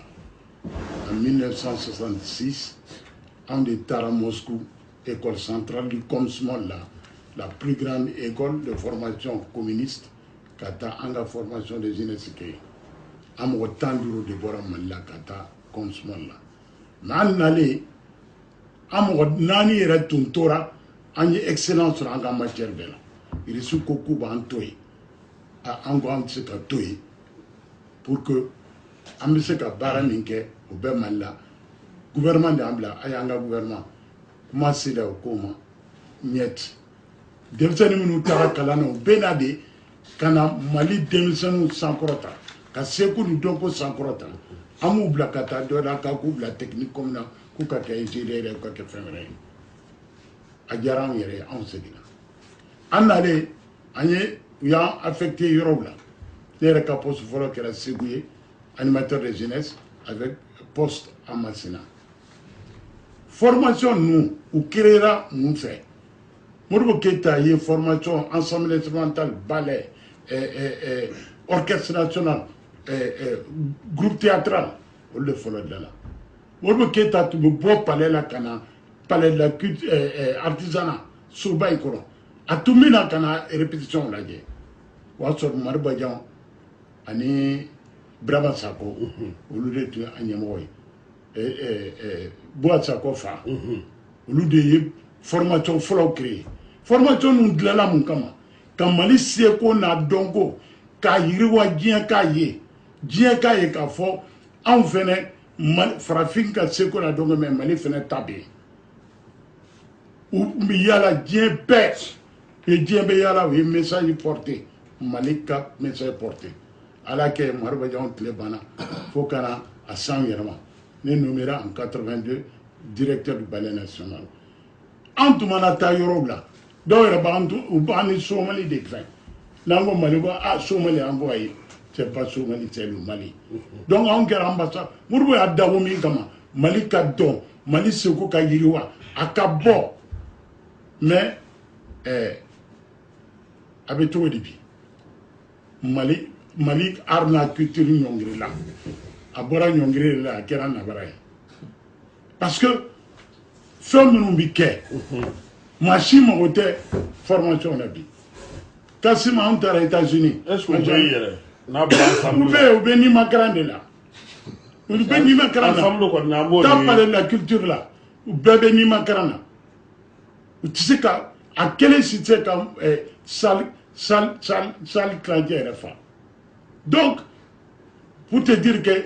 c'est qu'on est donc au Mali, à Yiriwara, à Tumi-Yoro, ni degré mina. On t'a aux États-Unis. Moi, je connais le ballet là-bas. On t'a New Orleans. On t'a soirée de données. Salle Farafokata. Tobu Toubé, Tobu Américain, on en a fait, on a nous signé du moment. Farafin commence à cadeau, Tobu Beboula, quand il est savait. Diako Rodo. En tout, il faut que ça va en aller. À ce moment, il y a une soirée bunte. Farafou Koumou Bouloda, Américain, Koumou Samakabo. Tu as vu Boula qui est le sang. Ou comment ça, Kouneni. Ou bi, ou Neni. En anglais, quand même, Amado Koko, du coup, Ananas, il va en balai, il va se posséder. Il posséder fin cette maintenant. Américain noir ou Bouloda, ou des Kakoulé. Anga demsonu sera ka yoro do be obes flame fagila ka kari ka ke comme dinem lula Américains il la chaîne amasa ka jouer ça veut dire que farafin valeur banca culture là nan yere abla tatu walta ko antike foyi au formation nationale où clé ou bien ali bika barake c'est ka éveil de conscience nana demsonuna ka demsonuna na sran manga mais bi anyama muna dans ce contemporain jutemina kontala fo manona ko ni be dans ce contemporain aka ke tonima kulusini ndo ka aseri bo barani evena itefe bo de on dameyo wa on dameyo vous pouvez faire là yanga ar fradi yanga sekuna nga dongo fra or dono domani ni ka sekuni ka dongo sara allez reka ika sa ka se kabalo donc ça pour vous dire que vraiment ida se rorama ajaranye parce que faut mo ka do ka fo Mali sekuna dongo atumbe lolo de sans fait en tout balai national ballet national chaque année. Ton nom est émission Ningura chaque année, ballet national met 3 mois aux États-Unis. Là, sera un tas directeur. Mais au Vétarani, allez américain, on trop faible. Ballet bête sans gueuler, ou te vois Katali Bouguni. Ensemble instrumental crevette. Ballet national Kuatola. Pour nous, des farouilles, nous, des farouilles. Ta fin de privatiser, co-privatisation, Kadi. Attends, mire à conséquence là. Attends, mire qu'à fort. Sini, Mumbe na ke. Comme fin fait yanga fitne, yelo, mimbe gilen de towa. Ayo befra. Donc, c'est pour vous dire que Bikoni, c'est qu'on est dongo, Anyongri Lendo à Keran Nabarare. Dans la télé. Bon. Aye, Jidon Dadoni. Bon, m'a fait kaka kuma sonji yoro la. Murubuka wati la, murubuka ou ka première réplique wati la. Ou tunte koko kufa. Ou tunya don nimbe joyoro be hakili kura natili ama. Hakili kura imuye yere don sa. Nyo de fo mo niti yere don itse kaki yere fe. Niti yere fe itse kaki mo yere fe. Niti mo yere fe itse kaki ka jamana fe. Ambo dim kololo kono bi. Amana gansande faradio be fembe kela ou be temena mo fe. Minu yu ka pionnier kan kosu na tambara. Non, en 1964 à Foutoumi. Mais Nganga troupe nationale allée à Paris sur l'invitation de l'UNESCO concours de Keraino en 1964, Mali troupe nationale des premiers prix. La médaille d'or a été décernée concours de folklore au niveau mondial à l'UNESCO, à l'Opéra de Paris, à Keraino, en 1964. Au Maquille. Hein? Bon, allez, Coco, Bikou, Benimakana, n'est pas Benimakana, ou Sarah. Ou Sarah. Akila afa mi fo turu tegedo na akili wala ni do la me discours do la me président Modibo Keïta rebe en ka culture fo tugo mina ka majamu aye ko battle ni ye ku me à son temps ni to lu donné voilà pour que lu jolo be se ka kari tugo mina ami se ka yere don tugo mina yere don so don di do yere don ni ko te la semaine de la jeunesse ou la 5 ans au Mirina de Camp. Mais coup d'état qu'elle est le 19 novembre 68, où le semaine de commencera à courir de Djolokari. Donc avec semaine de Djolokari là, ambo color de konophobie, orientation zéro, ni culture ta, ibe message ou la me bi, ta genou donc la quand la yé, ou comportement la yé, digi waro corridor, digi tika corridor. Donc c'est parce que tout simplement, depuis 19 novembre 68, Baram Boloda couleur de Bessina. En fait, c'était réforme de l'enseignement fort. Objectif c'était pour décoloniser les esprits. Car en qui bon joya kono, il y a une fois où lava de cerveau qui a fait la claque kana golo fana ko. Mais mon kera après le 19 novembre 68, Kalo Damadone ya bayore nana ne ma flé. Ni de l'éducation là, où il réforme une Djolokari, car sur UNESCO kunyata. Ka fo réforme do dié kono mo be se ka misalia ta ka mimbe fe ka ka ka bo ka ba jamana bol no la 64. Donc au kera 64 mais coup d'état kera dron bara folo min kuru fe dron o réforme Djolokari Francis nana ka mirata ka dia ba o disila kulu ko kado do baro tieni damnati ka tieni damnati bi famo ko lokono mais an tɛna si kɛ o kɔnɔ kasi n'o kɔnɔ miiri la an faw ma se ka min kɛ an b'o baara boloda an bɛ taa o sira fɛ wa u ye sira yira an na déjà an ka taa min fɛ mais minnu nana o kɔfɛ san 23 binkɛnɛ jeni faga ka jamana jolo kari e b'a la tubabuw bɛ yan tubabuw yɛrɛ na kan an fɛ yan kunu an kɔrɔ u ko k'u ye coopération militaire min signé en 85 ko nɔba b'a la donc ji bɛ don kɔ la dɔɔni dɔɔni de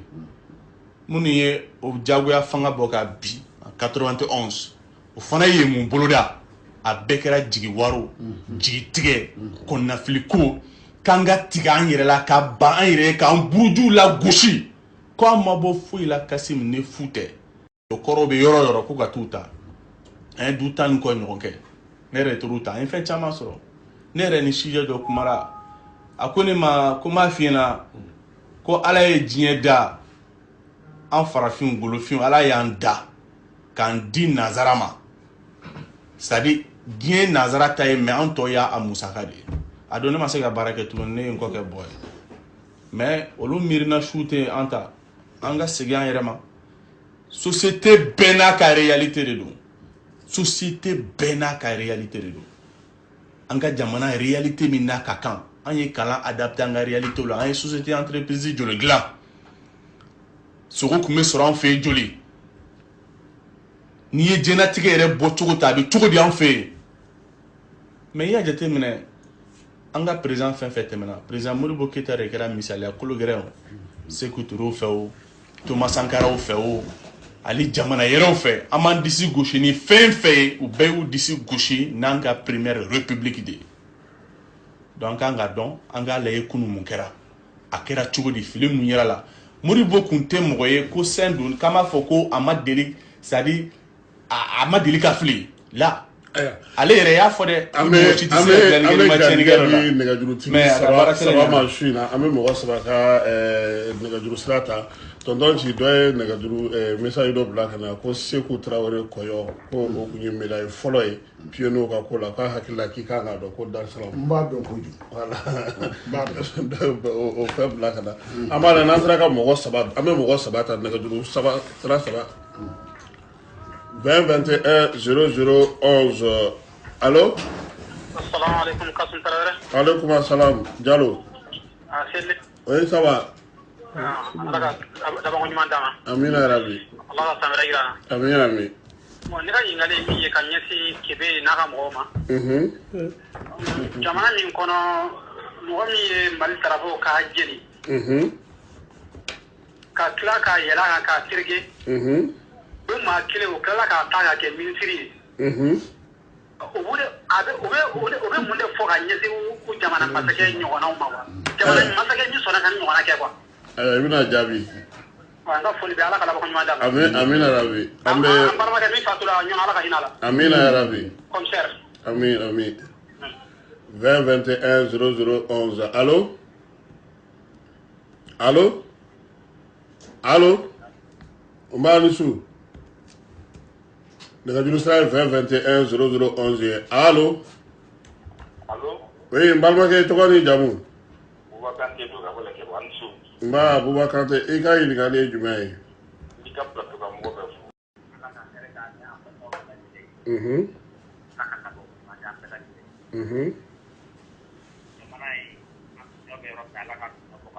amina rabi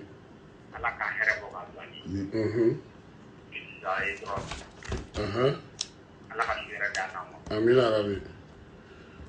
wa amara an bɛ mɔgɔ laban ta pour que u ka ɲininkali kɛ sinon ale ka taa kɛ foli ye allo ne dɔgɔnin ka sɔnna grand frère a bɛ cogo di an bɛ kan ka ɲininkali i ni fama an bɛ to k'i ye o sɔrɔli ka nɔgɔn i bɛ k'a yeli ka sɔrɔli ka di ni e ka ye téléphone fila de bɛ kɛ n bolo tuguni n bɛ dɛsɛ trop non vraiment o b'a yira k'a fɔ ko ɲɛna n b'i fo fɔlɔ o diyara n ye ka grand frère tigi fo ka race africaine fo ni bɛɛ bɛ karamɔgɔ kelen na wali tukɔrɔni ka tila k'an yɛrɛ kɔrɔkɛ ba fo dawuda dike tulo b'i la o baara ɲɛna ne m'a f'i ye n k'i hakili ka bɔ wa e kan ka mɔgɔw bɔ wo la minnu bɛ kow dɔn ne b'a fɛ k'u ɲininka min na i question posé parce que ne yɛrɛ ye dɔw dɔn nin ko la kosɛbɛ ni mori o muso min bɛ balo la n'o tun bɛ kosɛbɛ fan bɛɛ jaabi a ye fɛn caman fɔ ne dɔgɔnin i b'a fɛ k'i yɛrɛ ɲininka souvent la ni ninnu bɛ nin mali in kɔnɔ yala i b'a dɔn i kunna ko nin mali in don wa mais i yɛrɛ b'a dɔn ko mali a jasira ka fasan ko k'an don fasan dingɛ kɔnɔ ne bɛ min fɔ e ye dɔrɔn ne ka parce que ni question an kumana fo k'an fogo nɔrɔ ɲɔgɔn na ne ta ye dɔrɔn ko nin ye mankan mɛn dɔgɔnin n ka cɛ kelen ye kɔrɔkɛ ci n b'a dɔn kosɛbɛ ani kɔrɔkɛ ba dɔn ka di kɛ k'a fɔ bɛ baara min na ala k'aw mɛn ka se ala k'aw mɛn ka se bɛ baara min na ala k'i kisi maaw tɛ min dɔn n ye nin fɔ i kɔrɔkɛ a mɛnna wagati la n'i bɔra ekɔli la ni journaux d'a ma kiosquiniw kɔnɔ ye kɔrɔkɛ ma n ko nin don dɔ la nin bɛna kɛ fɛn dɔ ye o b'u la e bɛ lajɛ nin ko ne tɛ suye n tɛ fɛn ye n ye jateminɛ de kɛ courage b'a la donc bi an fila kɛnɛ kɔnɔ ne ka k'i fo k'i remercier hali n'a danna nin ma médaille bɛ d'i la médaille kɛ fɛn tila bɛ médaille la tugu la a dira minnu ma balankɛtaw ma dira sisan a kɛra dɔrɔn ni ka fɛɛrɛ ni ka fɛɛrɛ mais ni kelen bɛ k'an tɔɔrɔ ne yɛrɛ b'o kalama mun tɛ ka taa contribuer u nɔ a ma ne bila la taara ka comprendre bɛrɛ la yan fɔ mali ma médaille kelen na wallahi mali médaille kelen tɛ mun tɛ ka taa ye d'abord la médaille sur le mali ta taabolo il fait partie des pères fondateurs de la démocratie kaka cabinet fini ka fɛn bɛɛ kɛ mais à plein kasi ne bɛ min fɔ aw ni kebew ye ka n da o kuma la a ye wuli k'aw jɔ wallahi ko in tɛ mali ko ye dɛ kɔsida ko de i m'a ye bɛɛ bɛ kan ka mɛnɛmɛnɛ minnu tun bɛ kule la n'an min ye baja tagama kɛ ɲɔgɔn fɛ ni mali ko don ala k'an ta u yɛrɛ b'a fɔ sisan k'olu bɛ ka mɛnɛmɛnɛ ma se ka fɔ ne y'a ɲɛda ye an ko bɛɛ kɛ ɲɔgɔn fɛ yan ko min bila kasi merci Dawuda Tegete dɔ ye ko ka ɲininkali k'i la ko mun na ko Filidabo ye Modibo ye Filidabo faga k'a t'aw da don o kuma na ko min ye corruption ko k'a kɛra Modibo tile la n t'a dɔn ko opération taxi ani kelen wɛrɛ fana bɛ yen o ko ko Modibo ko muso caman tun b'a bolo ko mais ko mun na k'aw da bɛ don kelen na olu ye minnu ye message ci ka na dɔ wɛrɛw fana bɛ yan Malick bolo ko est-ce que ko promotion et le régime de promotion de l'Éwa. Préférable de faire la promotion des gens des régimes. Et ça, à savoir pour que c'est qu'à savoir que monsieur Doni, il va que yanni en atla. Amé Adam le né qui veut et pour que nous allons nous bénir, monsieur comme nous diabi. Vas-y. Comment on appelle c'est vrai. Donc, Amata Bakurubala. Je me fais comme il faudra. Semaine de la jeunesse, une biennale quelle tête quoi. Donc, Wati Courantna de détail là.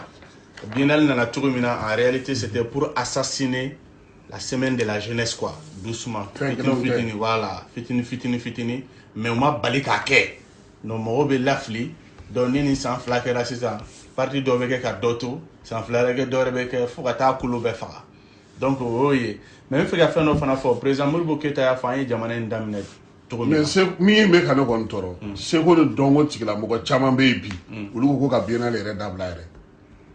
ko k'a jɔ pewu ko nafa fosi t'a la u ka daliya b'u bolo donc président fana bɛ yen dɛ tɔnɲɛmɔgɔw don u b'a fɔ u y'a laɲiniw kɛ hali réunion caman na u taara hali ministère de la culture la ka taa kuma fɔ président Modibo ko k'a dabila ou bien ko k'a falen ka d'olu ma o k'a kɛ danse contemporaine ye se ka na ni tubabu ye cogo min ko parce que k'a bɛ ka kɛ cogo min na ka an mɛnna Mali kɔrɔlen ninnu na kojugu je pense ni Québec là on bɛ hakilina d'accord. Donc président Modibo Keita o de fɔ ko an ye jamana daminɛ cogo min na, c'est-à-dire an ye ba min ta an y'a daminɛ ni daminɛ cogo min ye n'an m'o bila abada siniɲɛsigi ɲuman bɛ k'an ye komi an y'o bila donc an bɛ ni dingɛ de kɔnɔna la. A ye fili ka kuma fɔ tiɲɛ don ça fait très mal parce que hadamaden ni mana bɔ dɔrɔn vraiment a misi bɛ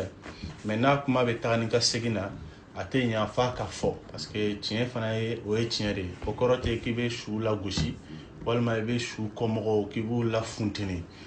Bi bi in na n'i ye président Modibo Keita n'a jɛɲɔgɔnw ka kuma fɔ dɔrɔn première république dɔrɔn mɔgɔw bɛ yankata min ta k'a ɲɛsin u ma dɔrɔn ko Filini Amadu ni Maraba Kasumu mais u t'a fɔ exactement Filini Maraba Kasumu u ye mun de kɛ u ye mun kɛ mun bolodara o kɔfɛ o fana kɔfɛ mun fana bolodara. Donc n'a jateminɛ kɛ ka fɛn dɔw ta k'u lajɛ sɛbɛnni kɛra nin bɛɛ lajɛlen na mais an bɛ se ka min perepelatigɛ u ye baara min kɛ an ka jamana kɔnɔ komi Amadu Jikɔrɔ n'i y'a sɛbɛn a ka livre kɔnɔ cogo min na la mort de Fili Dabo et de ses compagnons an tɛna an da tu o baara la waati koronnen don mais u nana ka kiiri kɔfɛ ɲangili min taara ka da u kan président Modibo Keita de y'a fɔ komi sariya b'ale yamaruya ɲangili min dar'u kan o ɲangili o bɛ bɔ a ma a bɛ kɛ kasoladon ye sinon normalement u ni fagali de tun ka kan ka sababu kɛ u ye baara cɛjugu min kɛ jɔn kɛra la hali sini sɔgɔma u kumakan min ye tribunal populaire ye a bɛ jamana kɔnɔ yan donc président Modibo kelen ka o kɛ u tilala ka lettre sɛbɛn u cɛ saba ka président Modibo Keita fo ka waleɲuman dɔn k'a fɔ k'u b'a seereya k'a fɔ an dafɛ jamana dɔ la n'olu ka révolution bɛ ka kɛ joli ni fɛnw kan k'a fɔ u b'a dɔn anw ka révolution a bɛ ka kɛ sira min kan sira ɲuman don. Ayiwa ni ɲininkali laban an b'o f'i ɲɛna o ye Moriba Jalo ka bɔ États-Unis ko yanni an ka dɔ fisaya ni dɔ ye ka régime dɔ tanu ka dɔ to ko munna ko ɲuman min kɛra u bɛɛ la k'an t'an da don o la k'o ka fisa k'an ka dɔ fɔ ka tɛmɛ dɔ kan. N bɛna don o yɔrɔ la k'o jaabi rapidement parce que président Modibo Keita yɛrɛ ko mɔgɔ si tɛ se ka dilanni kɛ k'i ma tiɲɛni kɛ yɔrɔ dɔ la ko mais ko n'i ka tiɲɛni ta n'u dara ka i ka ɲɛta n'u dara ɲɔgɔn ma n'i ka tiɲɛni fanga bonyara a bɛ fɔ k'e ma baara kɛ mais n'i ka ɲani fanga bonyara a bɛ fɔ k'o tigilamɔgɔ ye baara kɛ donc hakili la an b'a suma o yɔrɔ de ma donc min ye fili ko nin ye après u sara sa cogo min na ɲɛfɔli kɛra la officiellement fɛn caman fɔra coup d'état kɛlen 19 novembre dossier dayɛlɛla sur la question de Fili an bɛɛ ye yɔrɔ jakite mankan mɛn ko Modibo Keita u bɛ kiiri conformément à la loi mais fo ka taa bila a ninkɛ Modibo Keita ninkɛnɛ karabali la a ma kiiri dɛ mais Fili Dabo ko dossier dayɛlɛna u tilala k'a datugu munna u y'a datugu kun jumɛn na u ma sɔn k'a tɔ sɛgɛsɛgɛ walima n'u y'a sɛgɛsɛgɛ u ye résultat jumɛn sɔrɔ munna ma Modibo ɲangini ni o ye Fili yɛrɛ den mun tun b'u cɛ la munna u n'u kɔ tilala ka don ɲɔgɔn ma hakili la n'an y'an kɔnɔ miiri k'o bɛɛ jate minɛ an b'a dɔn k'a fɔ fɛn caman bɛ fɛn caman Fili ninnu bɛ saya sɔrɔ waati min na komi y'a fɔ cogo min a ka gɛlɛn mais kun tɛ Union Soudanaise RDA déranger o politiquement base kun t'u la tuguni o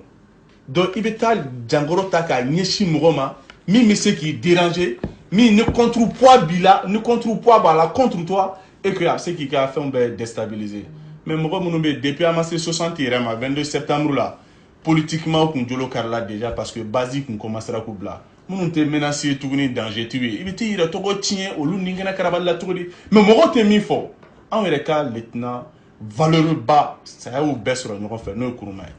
Kidal stade tɔgɔ dara o de la mais anw bɛ min fɔ saya ye ni ye nin de donc an bɛ dugawu den k'u bɛɛ lajɛlen mais a dossier datugura kun min na wa kabi kunun fo ka n'a bila bi la kuma caman ma k'a la dɛ a kuma fɔra sɔsɔli ma kɛ a la publiquement dɔw fɛ parce que u b'a dɔn min don n bɛ bɔ kuma la yɔrɔ de la Amadu ni Fili ni ko la en 2010 je me rappelle Amadu Jikɔrɔ ne conférence dɔ kɛ radio Kayira duguma ne yɛrɛ de y'a question évoqué Omar Amadu Diko kun sigilen bɛ a don a ye débat contradictoire demandé Amadu Jikɔrɔ fɛ Amadu Jikɔrɔ bɛ tiɲɛ so mais a kumakanw bɛ yen dɛ débat contradictoire demandera don min fɔra Amadu taara radio la Kayira la Omar Amadu Diko mana ka tila ka don wɛrɛ boloda a mana fo ka taa Amadu tanya a mana donc Amadu talen mɔgɔ o mɔgɔ i bɛ bɔ sa o k'e bɛna ko wɛrɛ fɔ o kasɔrɔ amadu b'a ka kafaw sɛbɛn tuma min a bɛ fɛn fɛn fɔ a b'a fɔ kabi ma fato a ye n'an sɔsɔ ni min fɔ ni tiɲɛ tɛ a kana n'a dalu a kana sɔsɔli kɛ donc maintenant n'o ma kɛ hali a yɛrɛ y'a ye dɔw ko ko Modibo jugera parce que ni journal dɔ jaabi concernant mutation ko Modibo jugera a yɛrɛ Musa ye kɔnɔsu tɔmɔkan caman fɔ an tɛna don bɛɛ la mais an ka babu Musa yɛrɛ ko minute tɔ duuru dɔrɔn de sisan merci bon n bɛ kuma ta ale ka fɛn yɔrɔ la sa mɛ n tɛ don détail kɔnɔ u b'a fɔ ko Modibo ye nin kɛ nin kɛ munna bon mais en réalité u b'a fɔ k'u ma sɔn ka jouer nkalon don dɛ u y'a tenté moi j'ai source sûre en 1973 u ye groupe de magistrats de la Wuli magistrats instructeurs de la Wuli Franci ka na u taara fo Kidal ka taa Modibo sɔrɔ yen nɔ ka enquête daminɛ a interrogateur k'a interroger mais olu nalen u ye mun f'u ye sɔrɔdasiw ye u ko anw bɛ min dɔn n'aw kaw bɛ Modibo juger anw kɔni y'a ɲininka an ye enquête ni fɛn fɛn kɛ an y'a sɔrɔ fosi tɛ se ka reprocher a la min b'a to a ka to kaso la n'aw nana n'a ye don o don k'a fɔ aw b'a ka kiiri tigɛ han tribunal ka to tribunal kɔnɔ peuple bɛna ta ka taa lasigi kuru n ko de y'a jɔ la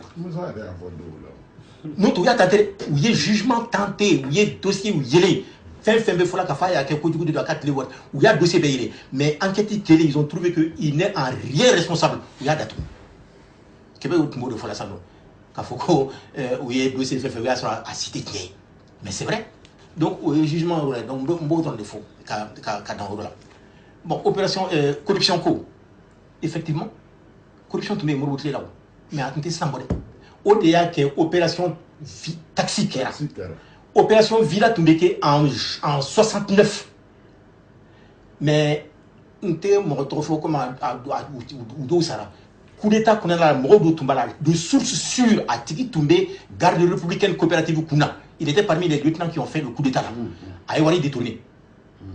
mais Modibo u ma minɛ u ko dɔrɔn a ka sara a tun b'o sarali de kɔnɔna la a nana don coup d'état mɔgɔw la ka coup d'état kɛ a tɔgɔ yɛrɛ citera stadium omnisport la en 1967 opération taxi la taxi tun b'a bolo u y'a gosi a la c'était un officier il était parmi les lieutenants qui ont fait le coup d'état kelen bɛ yen nɔ so tun b'o bolo Kayi o so tun bɛ magistrat de bolo hein le juge de magistrat qui était à Kayi o tun bɛ loger o tigi ka villa de kɔnɔ 69 ni opération villa tun kɛra a tun bɛ gosi a la mais olu bɛ précipité ka coup d'état kɛ ah donc k'a fɔ ko Modibo ma corruption tun tɛ yen nɔ a m'a kɛlɛ nkalon de don mais n bɛ bɔ kuma na yɔrɔ min n b'a fɛ ka hakili jigin kɛ fɛn caman bɛ fɔ la bon bɛɛ b'i ka enquête kɛ la dɛ ne fana ka enquête la n ye fɛn caman sɔrɔ enquête kɔnɔna la dɛ mais n m'a bɛɛ sɛbɛn ka livre kɔnɔ n bɛ référence ta Modibo Keita ye discours laban min prononcé le 22 septembre 1968 le 22 septembre 1968 a ka discours kɔnɔ a discours bɛ yen ni mɔgɔ min b'a fɛ an bɛ se k'a ta k'a d'i ma i b'a lamɛn il avait dit dans ce discours là hein en décembre 1968 wari bɛɛ sɔrɔla étude de banna pewu on devait commencer la construction du barrage de Sénégué barrage mais en quelle année ale minalen kɔ n'a jɔra sinon lui en décembre 68 les travaux de construction devraient commencer tout était déjà fini ça c'est en décembre 68 en janvier 69 on devait commencer la construction du chemin de fer Bamako-Conakry. Les Chinois étaient là, tout était fait. Mais en enquête qu'on a là, de sources sûres, on a même eu des informations comme quoi le coup d'État est précipité. Donc ils voulaient faire le coup d'État, d'après nos enquêtes, les recherches qu'on a faites et qu'on a eu comme information, on voulait faire le coup d'État le 20 janvier 69. Mais comme il y a eu janvier 69, fin mesdames, Francis Journaux d'Ore Touba Semena, Kafoni, Bamakoni, Conakry, chemin de fer Nikira, Mali bena désenclavé, Sékou Touré et Modibo Keita Manu Boulou Yorma, le port de Dakar et d'Abidjan vont en pâtir. Donc, il y a fait un coup d'état kélé. Coup d'état kélé. Chinois, tu n'as pas équipement de fin feigné, Kafou Bena, Ana Moussaka, Kafou Bena Barake, où il y a des Takata Tanzam créé. Le chemin de fer entre la Tanzanie et la Zambie. Mali, Sékou Touré, Modibo Keita, qui négociation que nous, à Benadamla, où il y a des Takata Tanzanie et Tanzam créé entre la Tanzanie et les. Mais les journaux français avaient dit qu'il fallait tout faire pour empêcher la création de ce chemin de fer-là. Parce que nous,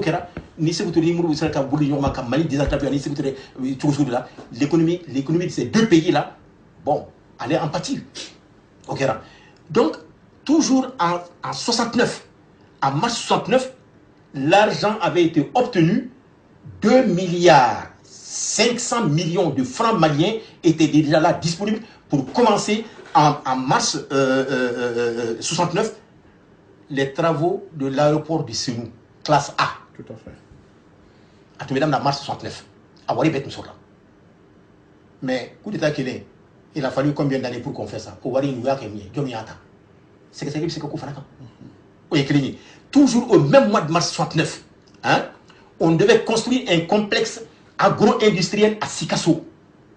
avec l'aide chinoise. Ce même mois de mars 69, on devait construire une usine de métallurgie à Kita. Le même mars 69, on devait construire un Comatex bis à Bougouni. Mais coup d'état est au Bédouti. Mais aussi, t'as que Djouroumaïro, Haklit Nyari. Oui, moi, Haklit Nyari. Mi ou Punyato, Ampe Mourou, mais Barakela Sramika, Malian Gawirla, ou Jigida ou Yerekanka, ou Sinsibre Kouyere. Automatiquement, c'est un métier comme il a un autre dans son. Voilà, je pense que Biennale Confort, Biennale Atli Djolo, parce que semaine de la jeunesse sous Damine Nani Hakli Mie, Biennale Manon Hakli Kono. Semaine de la jeunesse Damine Nani Hakli Mie Mourbo Bolo, oui, car Dabadou Hakli Kono, car Jamadou Hakli Kono, Nimi Mai Jamana Kono, avec fort d'Oglila, avec fort pièces de théâtre là. Il faut parler là pour que c'est cas mais ni nana non kera biennale au mana no hakila ah wati ere kera démocratie nana tono o lo ere biennale dabla 10 ans biennale banque o ya dabla mungama parce que nous éducation mi bidi mugoma o nyemo srano de nyen ka fokoni uye biennale ntoy mi be ka fo biennale ko ka ben ko fanga et yaba. Et pourtant, lui est démocrate du Fangaudi. Comment il sait qu'on fait 10 ans, bien à Major. Atara, mais Atara, à qu'on fait moins. Deux semaines te former. Faut être. Encadrement.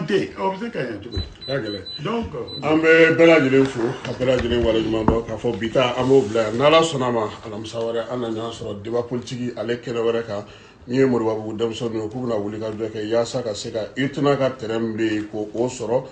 Eta is sur la law, or Tami sur la law, Kulu Wulika,